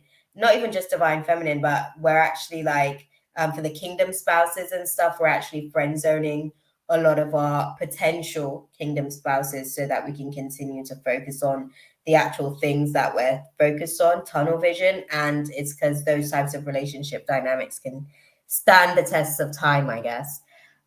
He wants to know about personal things, and I don't feel comfortable opening up to him. I don't know him. That's how he gonna get to know you, girl. Having personal conversations. How else is he supposed to get to know you? Like he has to, go through those layers. It sounds like you potentially also like, have some like trust stuff that you're working on as well. And also if you're but off rip though, personal problems, yikes. You're right. You're right. But for me personally, I can't lie.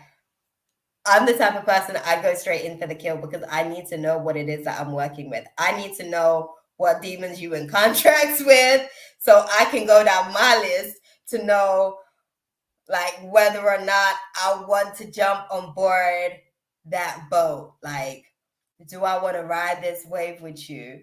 So I get you 100%. Like, it doesn't feel comfortable straight off the cup to just kind of like go straight into it. But honestly, for some people, it really is just one of those situations where there's no warm up. It's like straight workout.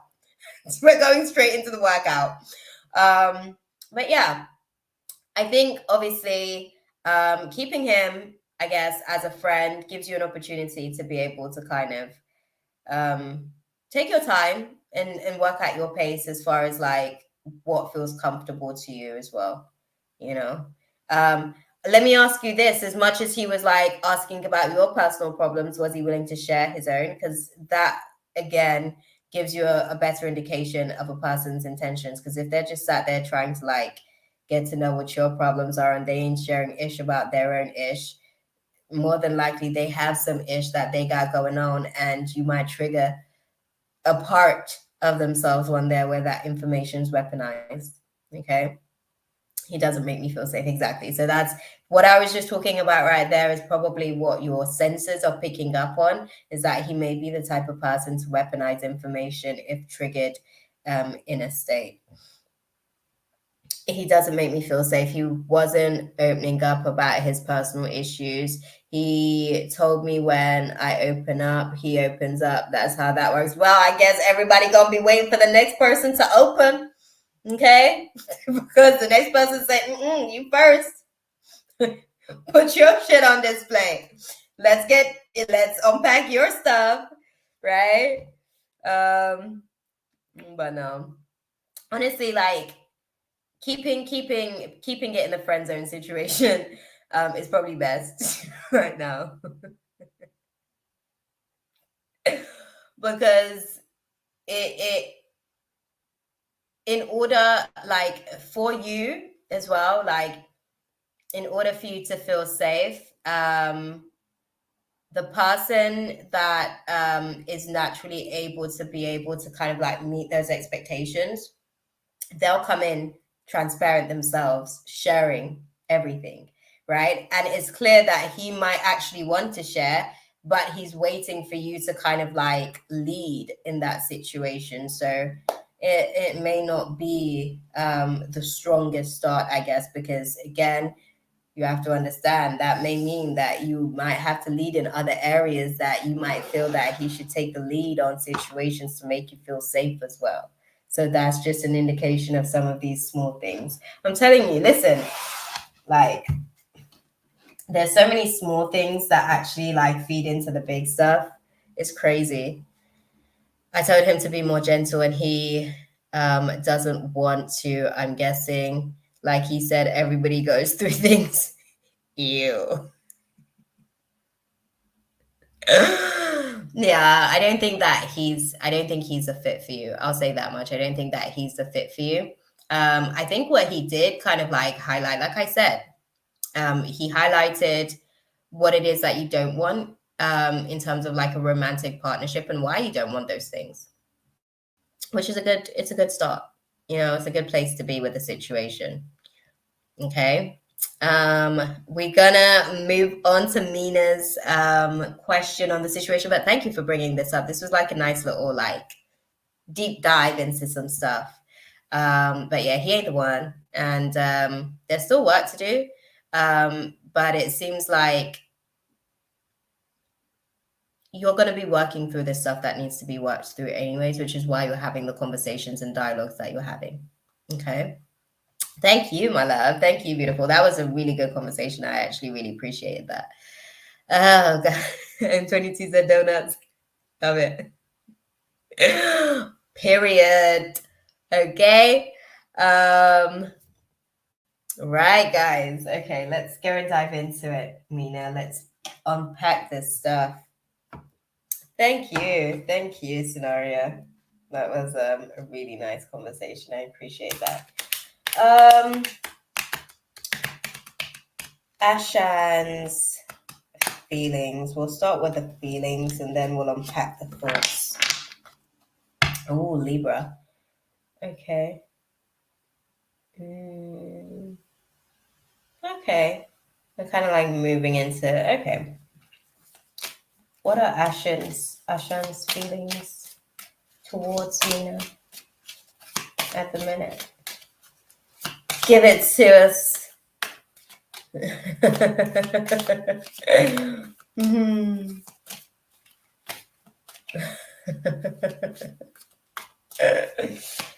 Right. What are Assan's feelings? Okay. Thank you. Thank you. Right.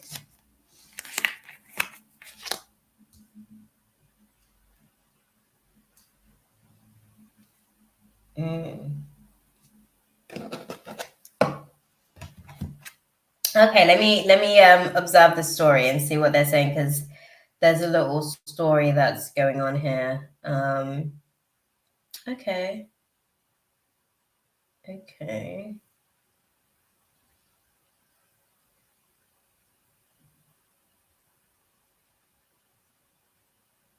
Okay.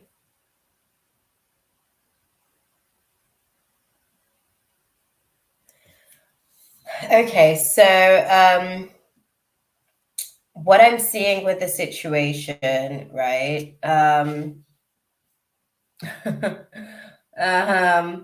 It seems as though they're kind of like navigating through this point of indecision at the minute, right?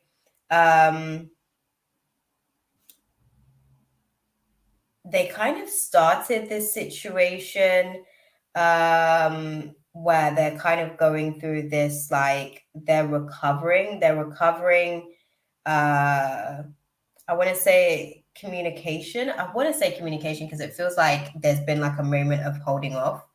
So I don't know if you guys are kind of like back in communication or have had communication. What's the situation? Is there contact going on at the minute? Update me, Mina. What's the situation there?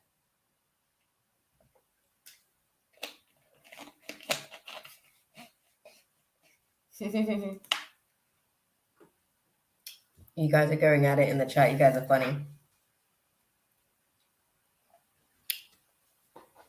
He blocked me last week all of a sudden out of nowhere. Okay. So that situation manifested from, we spoke last time, like there was the external, I guess, third party situation. And I think that what happened with that space was that he got caught, for lack of a better way of putting it, or there were suspicions. And being able to kind of like disconnect from this space. So this is what happened, Mina. He got I don't want to say caught, but there were suspicions. I want to say suspicions because I think that that's why things happen so abruptly. As of now, his feelings are to kind of like he's feeling like he wants to kind of like recover, being able to sort of like come back into this space, but the situation is very tricky. In that space, it's very tense. It feels like he's a little bit on edge because he's like got eyes on him, like eyes on him. So I think that right now he's kind of going through this like holding off period due to the indecision at the minute. And I feel like moving forward with the situation, he is going to be kind of like continuing to withdraw because, like I said, things are a little bit tight.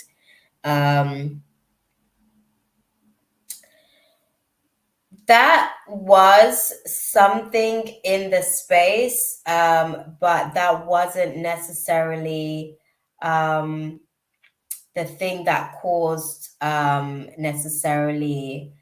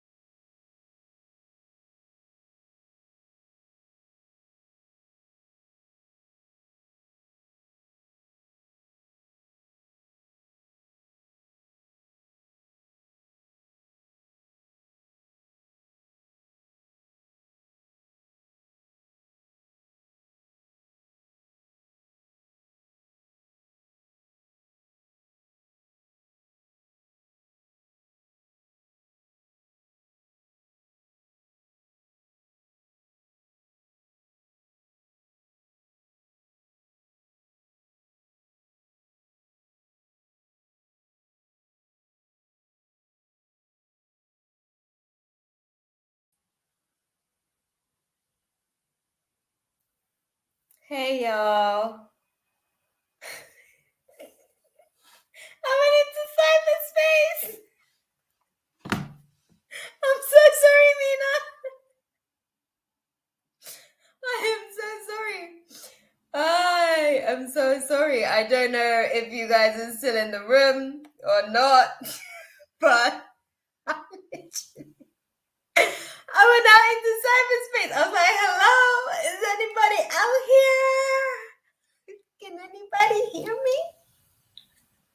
Oh my god, that was too funny. I literally had to restart like my whole desktop. Now my laptop was moving mad. That was funny. I'm sorry, Mina. I'm sorry. I thought that was hilarious. I was like, dang, what's going on in Mina's life like that? Why y'all gotta do her like that? I'm sorry, Mina. I'm sorry. I'm literally having like a whole bunch of like other work stuff popping up as well because I had to restart so I could get back into the room. When I say the whole thing like froze, it just froze. I was like, dang. I guess you're dealing with some of that kind of energy. I guess you're dealing with some of that kind of energy, Mina, because it could have happened at any other point, but it didn't. So I just thought that was funny. I was like, y'all need to like cut me to some like slack, okay? But no, to answer your question, what I was saying before I got rudely thrown out, is that I do think that had a part of the situation, but I don't think that that's like the whole of the situation as far as like the ex-husband.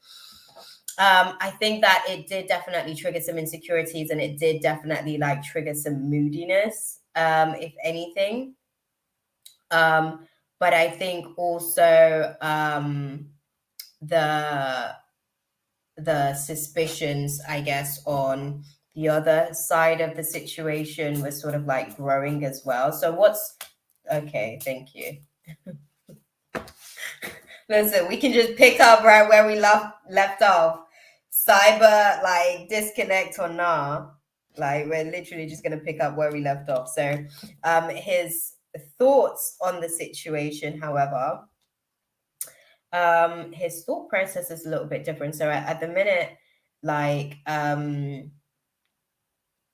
he's got a lot of like suppressed emotions on the situation. There's a lot that obviously he's not saying because he's just kind of like shut the hell down. And it's kind of it's caused him to be like very aggressive. And his energy is just kind of like shrinking. I think he regressed to like a childlike state. In terms of dealing with the situation. I think his ego definitely got bruised by that situation. But I think also he's a little bit cautious about the not necessarily being, I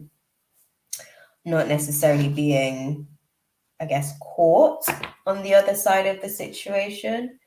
How do you see this situation playing out? Like, what will be like the outcome as far as this situation? Let's get that, Mina. How do you see things? How do you see things playing out with the situation? Okay, thank you. Okay, worth waiting for. Calling in a soulmate. Okay. And what do you think of the situation with Ashan? Like, okay, thank you. Yeah. Okay. So, with the situation, I think that he's I think he's thinking about whether or not he's still like indecisive at the minute. So I don't think it's going to be like a quick situation. I don't think it's going to be like a days type thing. I think that this may be like a weeks type situation because this one might take his ego a little bit of time to see. This was literally, that's already the question that I'm answering for you, beautiful. Great minds, because that's what I'd want to know too. Okay. I think that he will, but the contact is going to be a matter of weeks. And I mean weeks here. Yeah, it could even flow into a good couple of months, maybe 2, almost 3 months, to be fair. Because I think that one, he's also kind of like waiting for things to kind of like die down because it's not worth the risk, I guess, with seeing the trigger of the situation with the ex-husband and seeing that come up. So it wasn't worth the risk of like being found out. So there's like a safe space that he kind of has to create. And he'll be in touch again. It'll be a good couple of months though, before he comes down, I guess, fully from that space and situation. Yeah. He's just being a little immature, just a little brat, I guess. That's probably the best way that I can put it. Feelings got hurt a little bit, but I think also he's trying to figure out how to navigate the situation on the other side as well.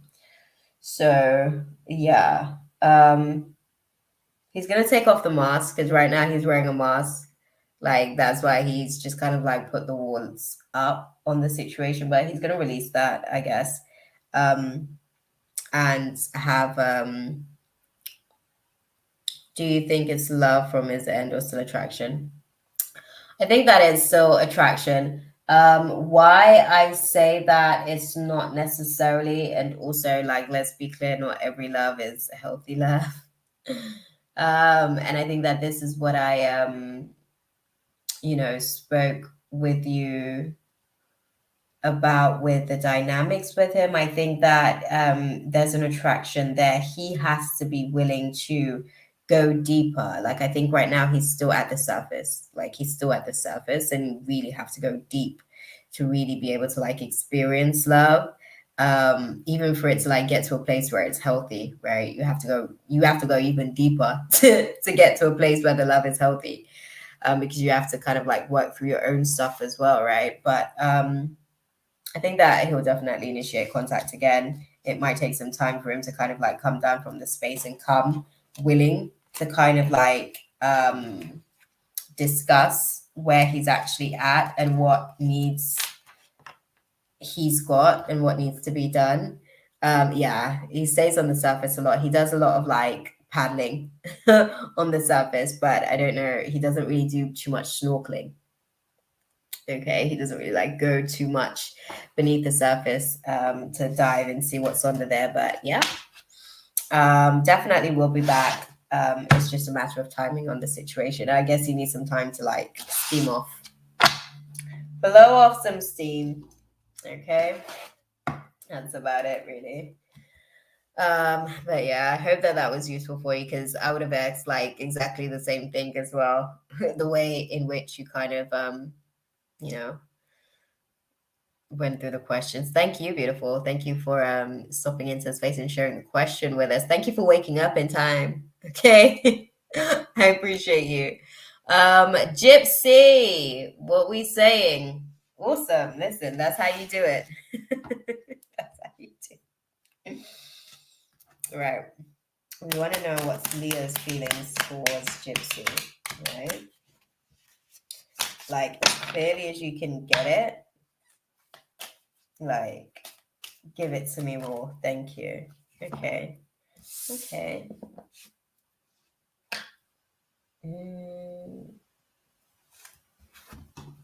Clarify.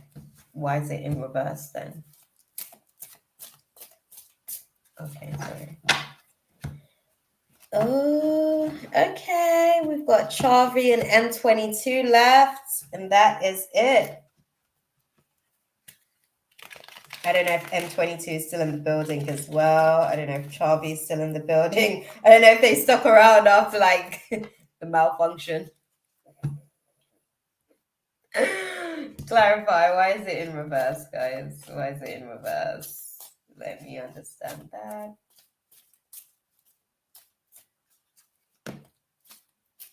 Okay.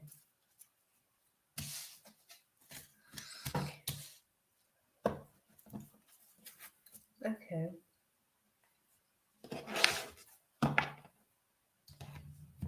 Okay.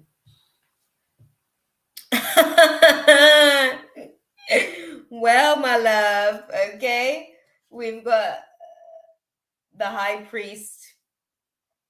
We've got the high priest, which would basically in the regular deck, because this is Witch's Tarot. So in this deck, it has a different sort of like construct, but this would basically be the Hierophant.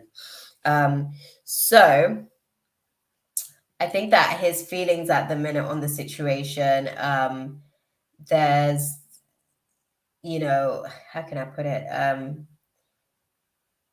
He's still feeling the vibe. He's still feeling the situation. I do feel like there's some moodiness there though. I feel like there might be some situations to do with not being able to move on from a what feels like a little bit, I don't want to call it a backstabbing sort of situation, but that's how it feels, or it feels like betrayal. Basically, is probably the class I should say. It feels like a betrayal of some sorts, or deception. Betrayal or deception. Not being able to move on or move past that seems to be like a key factor in terms of like what you guys are navigating through at the minute. He feels like there isn't necessarily the door to move forward isn't necessarily open. So what's the dynamics like with you guys? You guys M22, I know that's what's up. I know that's what I'm saying. Are you guys kind of like how can I put it, actively working at the relationship at the minute? Because from what I'm seeing, they're a little bit indecisive as to whether or not there's keys to be able to progress in the relationship at the minute. They're not all the way sure. There's a lot of baggage that's being carried. So enlighten me, Gypsy. What's the dynamic? Are you guys like fully committed to the situation? Because it seems like somebody's struggling to move on from some stuff. No. Okay. From what I'm seeing with the situation, right? There's some moodiness on the surface of the situation. It may be due to jealousy. It may actually be due to some sort of like deception, is what they're showing me. Clarify why is this? Why is this the case? Let me get that clear. Thank you. Okay. Okay. Okay. Okay. So from what I can see with the situation, right, they're kind of like in the process of like really deciding exactly what it is that they want right now. I feel like they're not necessarily sure that they have all the keys. They're not sure if they've got all the keys to be able to kind of like, they're trying to be methodical about it. They're trying to kind of like be methodical about the way that they kind of go through the situation with you. What are your hopes on the situation? Do you kind of want for you guys to be able to kind of move into the next step or the next phase? Have you guys kind of, we are good, but not really talking to each other, you know, we went through a breakup with his ex, which cheated on him. Okay. See, all this shit makes sense now then. Sorry, Gypsy. That makes sense. Okay. All of that makes perfect sense. Okay. Okay. He went through a breakup with his ex, which cheated on him. Yeah, I think he's still in the phase of kind of like deciding what he wants. I don't think that he's like all the way sure. I think he's still healing from that situation as well, because that's literally the main thing that came up like through the cards: jealousy, deception, backstabbing. Like those were the kind of things that they were sort of like putting across with the situation. So it's not you, it's him. I'm just keeping it 100%. It's not you, it really is him. And I know it like frustrates us sometimes when people say that, but the truth of the matter on the situation really is that it's not you. It is genuinely that there's still some unresolved feelings that he has that he actually needs to be able to navigate through, because it causes him to be like very moody sometimes. And I think it's like really hit his confidence quite a bit. Oh, most definitely it's him. For sure. For sure. But I think he's still just kind of like deciding what it is that he wants. And I don't know if that scarred him enough to the point where like he's fully ready to kind of like trust his judgment and trust his ability to make the right decisions for himself. Because I think that now like it's highlighted some issues for him. So he himself is like struggling with trusting his own judgment on situations as well. And I think that those are some of the consequential baggage that you're having to like navigate through with the situation. I don't think that he's all the way clear just yet on what it is that he wants with you. And that's just because I don't think that he's emotionally available for anything right now. I don't even know if he like properly like thinks about I don't know if he properly like thinks about it too much, to be fair. Like he's still he's still wounded. That's the best way that I can put it. And I don't know that he would be able to treat you accordingly. And I think that those are some of the things as well that he considers himself, that he would be like overwhelmed, which is why he's being like pretty guarded and like overly like protective of himself. Um, but yeah, that's kind of like where he's at with the situation at the minute. I think he's like deciding what it is that he wants, but he's not there yet. He's not there yet. And I don't think that he has any answers, because I think he low-key why is it his fault? Why do you say that it's his fault? Enlighten me on that. Um yeah, I'm seeing that the situation right now is just unclear for him. He's foggy. He's not like fully able to just make a decision either way. I just feel like he's at a place where he's just like emotionally he feels pretty lost within himself.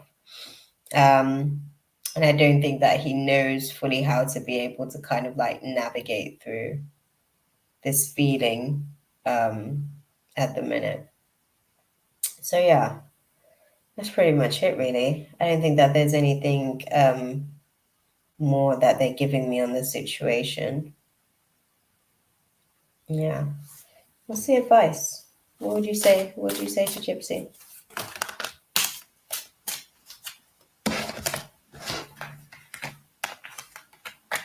Okay. Okay. Yeah, they're saying, I'm like, well, they were separated and he left me to go back to her knowing how she was. I'm like, well, sorry, hon. I hear you. I hear you. I hear you. Yeah.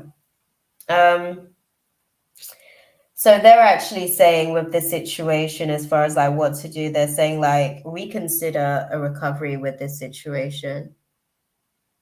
Advice: leave his ass in the past. That's what they then said. You tapped in, Gypsy. You tapped in. No, seriously, that's what they said.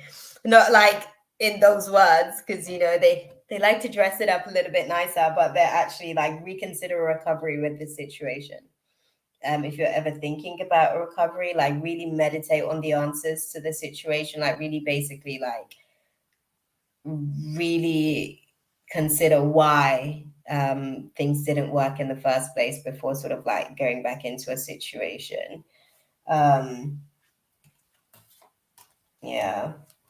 Yeah. All they're saying is be assertive within the next few months. Like, yep. They concur. I'm not lying to you. Seriously, this is what we have out here. I'm not like making it like this is what they're saying. Okay, and they know why, because technically he doesn't have any answers on anything. Like he just doesn't. He's not really actually making any decisions per se. He's just looping.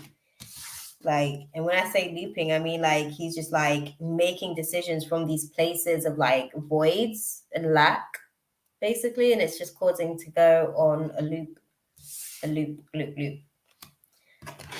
Sharvie, are you with us? Sharvie, are you with us? Oh, okay. If you are, let us know. And if you're not, then we're going to go on to M22 and close out the space, Sharvie.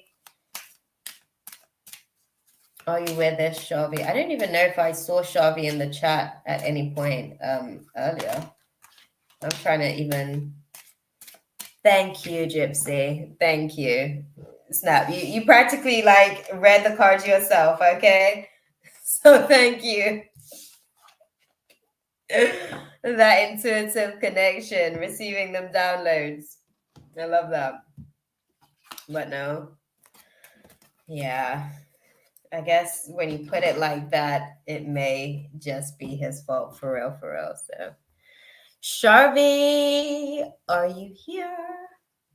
I think we're going to go on to M22.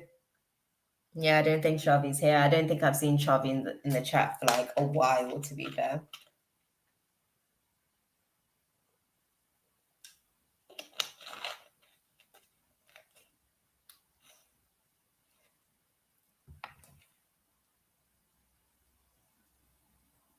Beautiful, I liked it. Yes.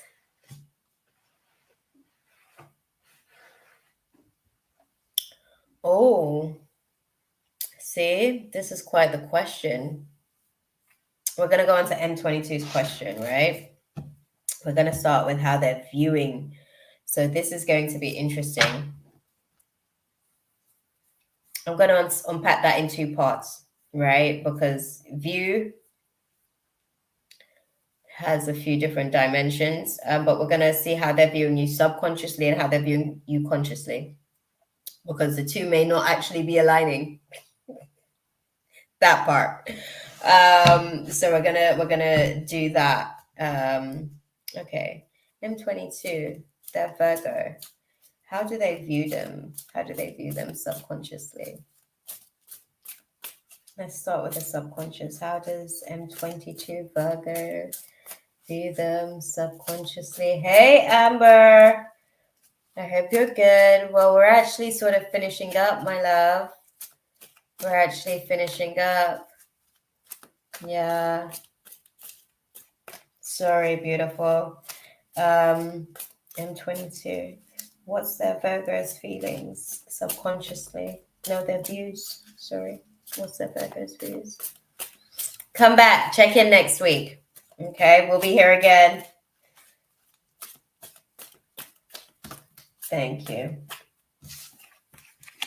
Okay, subconsciously. I'm good. We're good. We've been here for a while, almost 3 hours. So that's why we're closing out this space. I'm literally just on the last reading now. So yeah. Yes, please. Tune in next week. Come nice and early so that you can be added to the list, because the list closes after a certain time when my anxiety rises. Because obviously the longer the list, the longer I'm here for, right? We're going on to 3 hours, and every week I'm intending to be here for 90 minutes. But yeah, we'll see you next week, my love. Thank you for stopping into the space, however. So M22, you're Virgo. Subconsciously, it looks like they're looking at the situation like, you know it's true, M22. You laugh, but you know it's true. I'm just keeping it true. Yeah, so it seems like they're subconsciously, the way that they're looking at the situation is like they are preparing for the lack of closure with the situation. So they're kind of like making sure that they dot all their I's, cross all their T's, just making sure that, like, I don't know if you're like a little bit picky, M22, right? But they're just kind of like making sure that they fulfill your wishes, I guess. They want to make sure that they like present their best representative. Let me put it like that. They're bringing the very best representative to the table to kind of like give to you. And so subconsciously, they're actually like really just preparing to be able to work through. I am, lol. I have told them as well. This is why. Okay. This is why. So they're like making sure they've got all of their like stuff together because they know they can't come with like mediocrity. Okay. Because it will be checked out the door. Okay. Let's see what's going on in their conscious mind. Like, what's their conscious view and perspective of M22? Oh, okay. All right, let's see.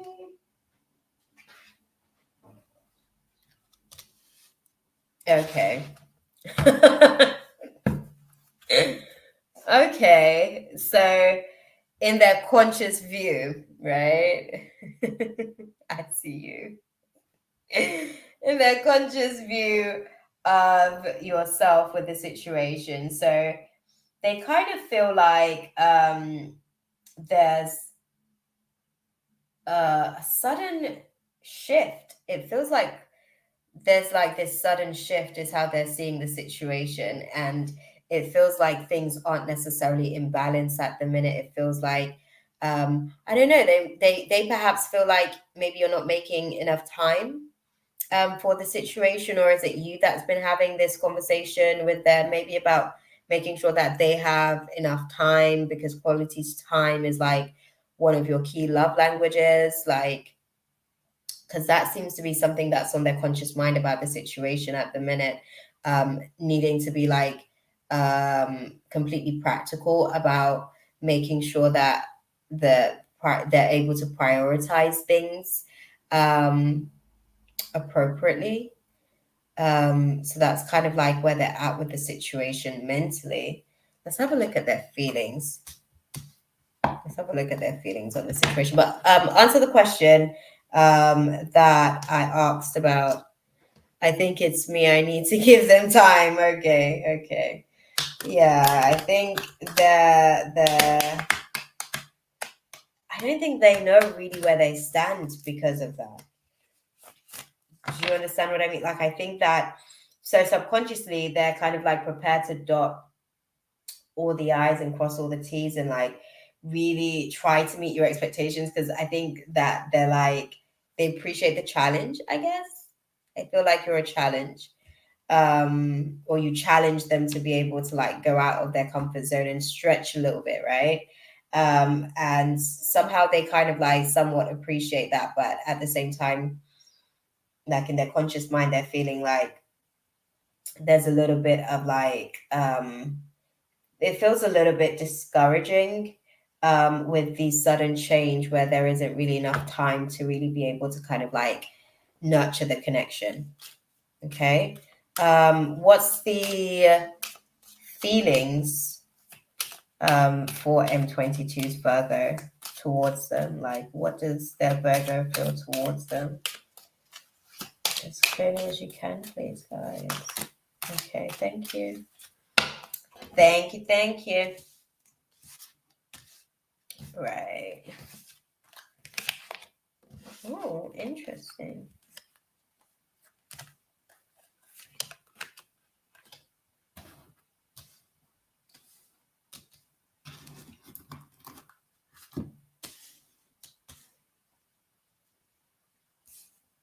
Sorry, I'm like making room for the cards so I can see the whole story. Let's see what they're saying. Okay. Oh. Oh. Okay.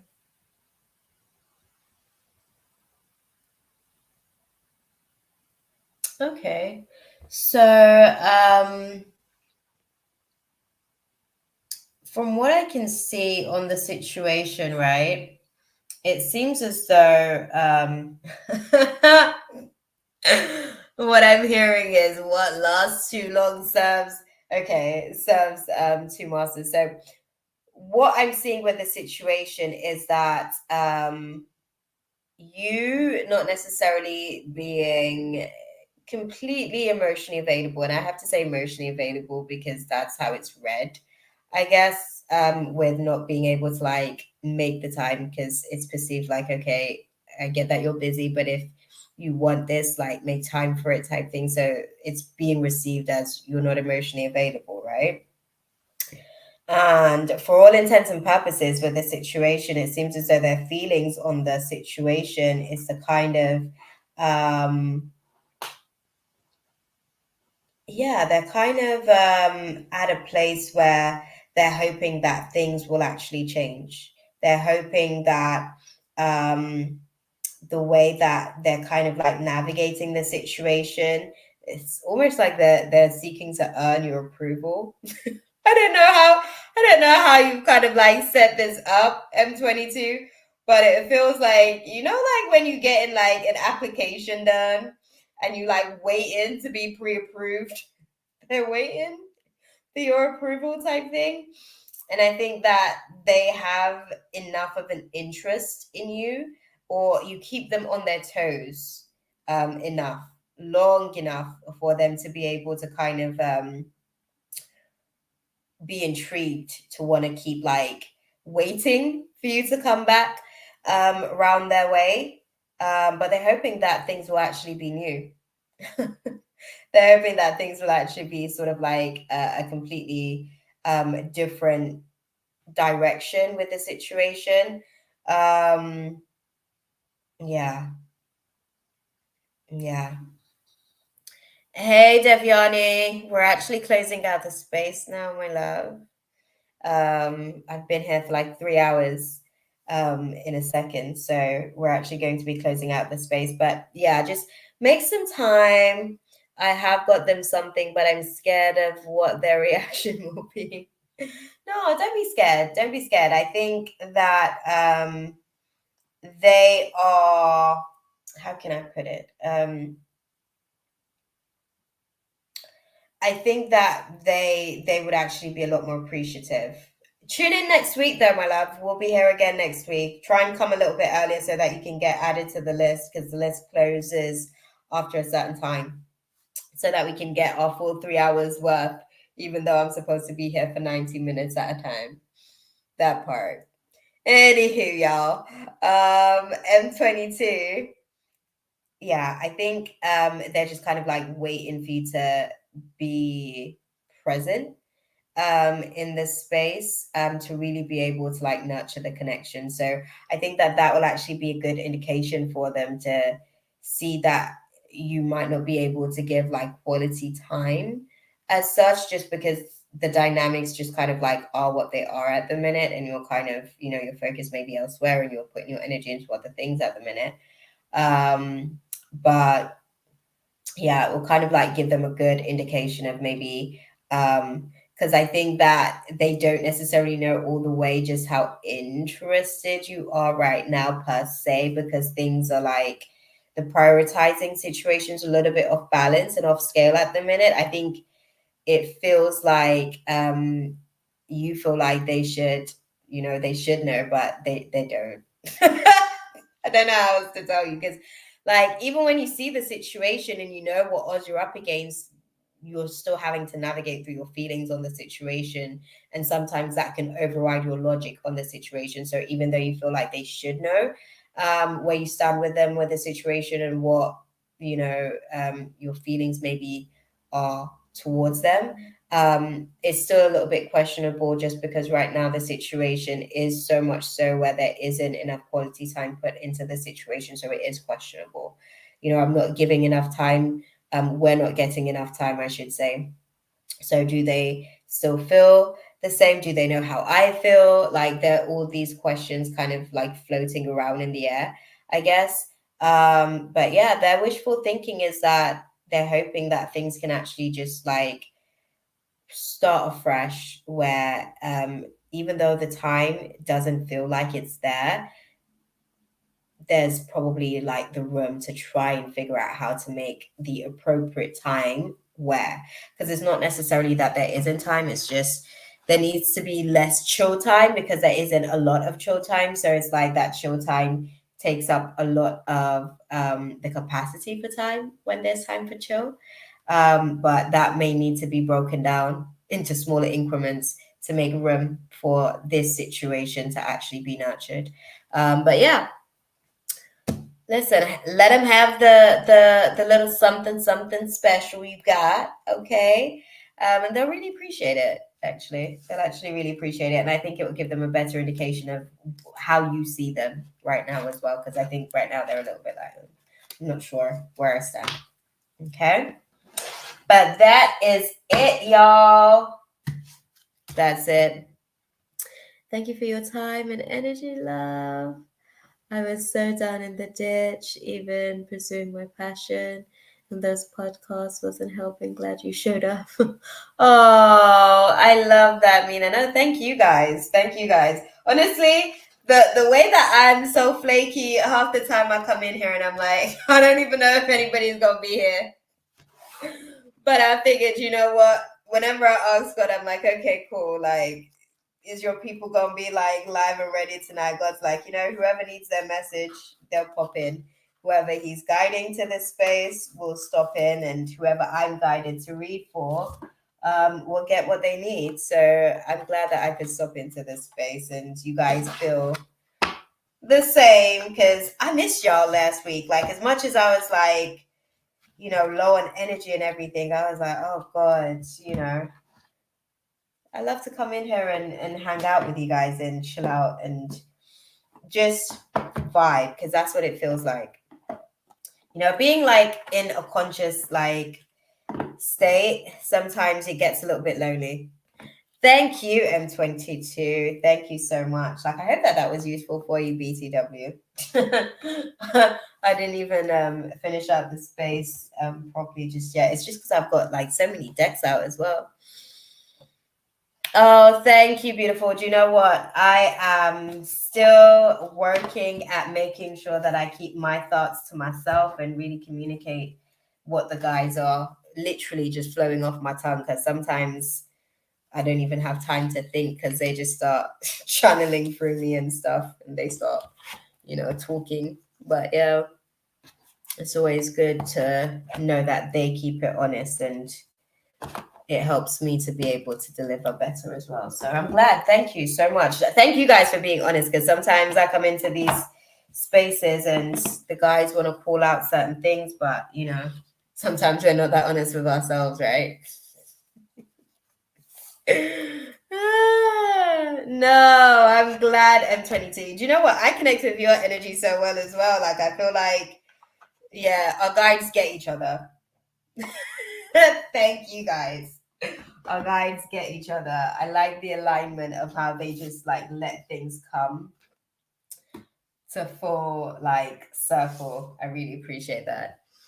Your honesty and clarity you give is just so important. Thank you guys, because sometimes like having to unpack it, sometimes I feel like, because I'm trying to give you guys a little bit of a little something, and then there's people waiting, so sometimes I feel rushed on the inside. I'm not gonna lie, like inside I feel like, oh, okay, like I need to kind of like speed it up. But the guides, some readings are quicker than others. That's just what it is. Some things need a little bit more unpacking than others. So thank you guys, actually. Thank you guys. I'm definitely going to come in here and like chill and hang out and chop it up with you guys, actually. I'll probably like make that one day during the week, because you see how our Friday night sessions are going so far. They done moved to Saturday nights already, y'all.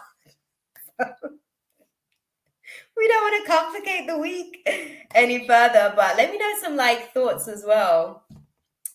Oh, Marilee, I'm so sorry, my love. I've literally just packed up. Yeah, I've just packed up decks, several, because I had several decks out. Free list is closed, but tune in next week. We're here most weeks. I can't say every week, but most weeks, by God's will and grace, we're usually here on a weekly basis. So tune in next week and see if you can get a reading. We'll see what the guides align for that situation. But I am going to love you guys and leave it here for you, man. It's almost 1 a.m. So I'm going to, that's the start, Marilee. We'll see you next week. I appreciate that. Yeah, I'll catch you guys next week. I hope you guys have a super dope week. Let's definitely set some intentions for this Virgo new moon, guys. Like, honestly, God is doing amazing things with like changing even the smallest of details of things. So if even the small things that you have been praying about and you haven't necessarily been seeing sort of like the changes that you want to see and stuff, your next prayer should now be, what do I need to do to position myself to be able to receive this blessing, God? Because I know that it's hanging on, waiting for me. Let me know what I need to do to basically be a vibrational match to the thing that you've been trying to give to me for so long, that I basically haven't been as open as I need to be receiving that which I intend to siren manifest into my life. That part. Okay.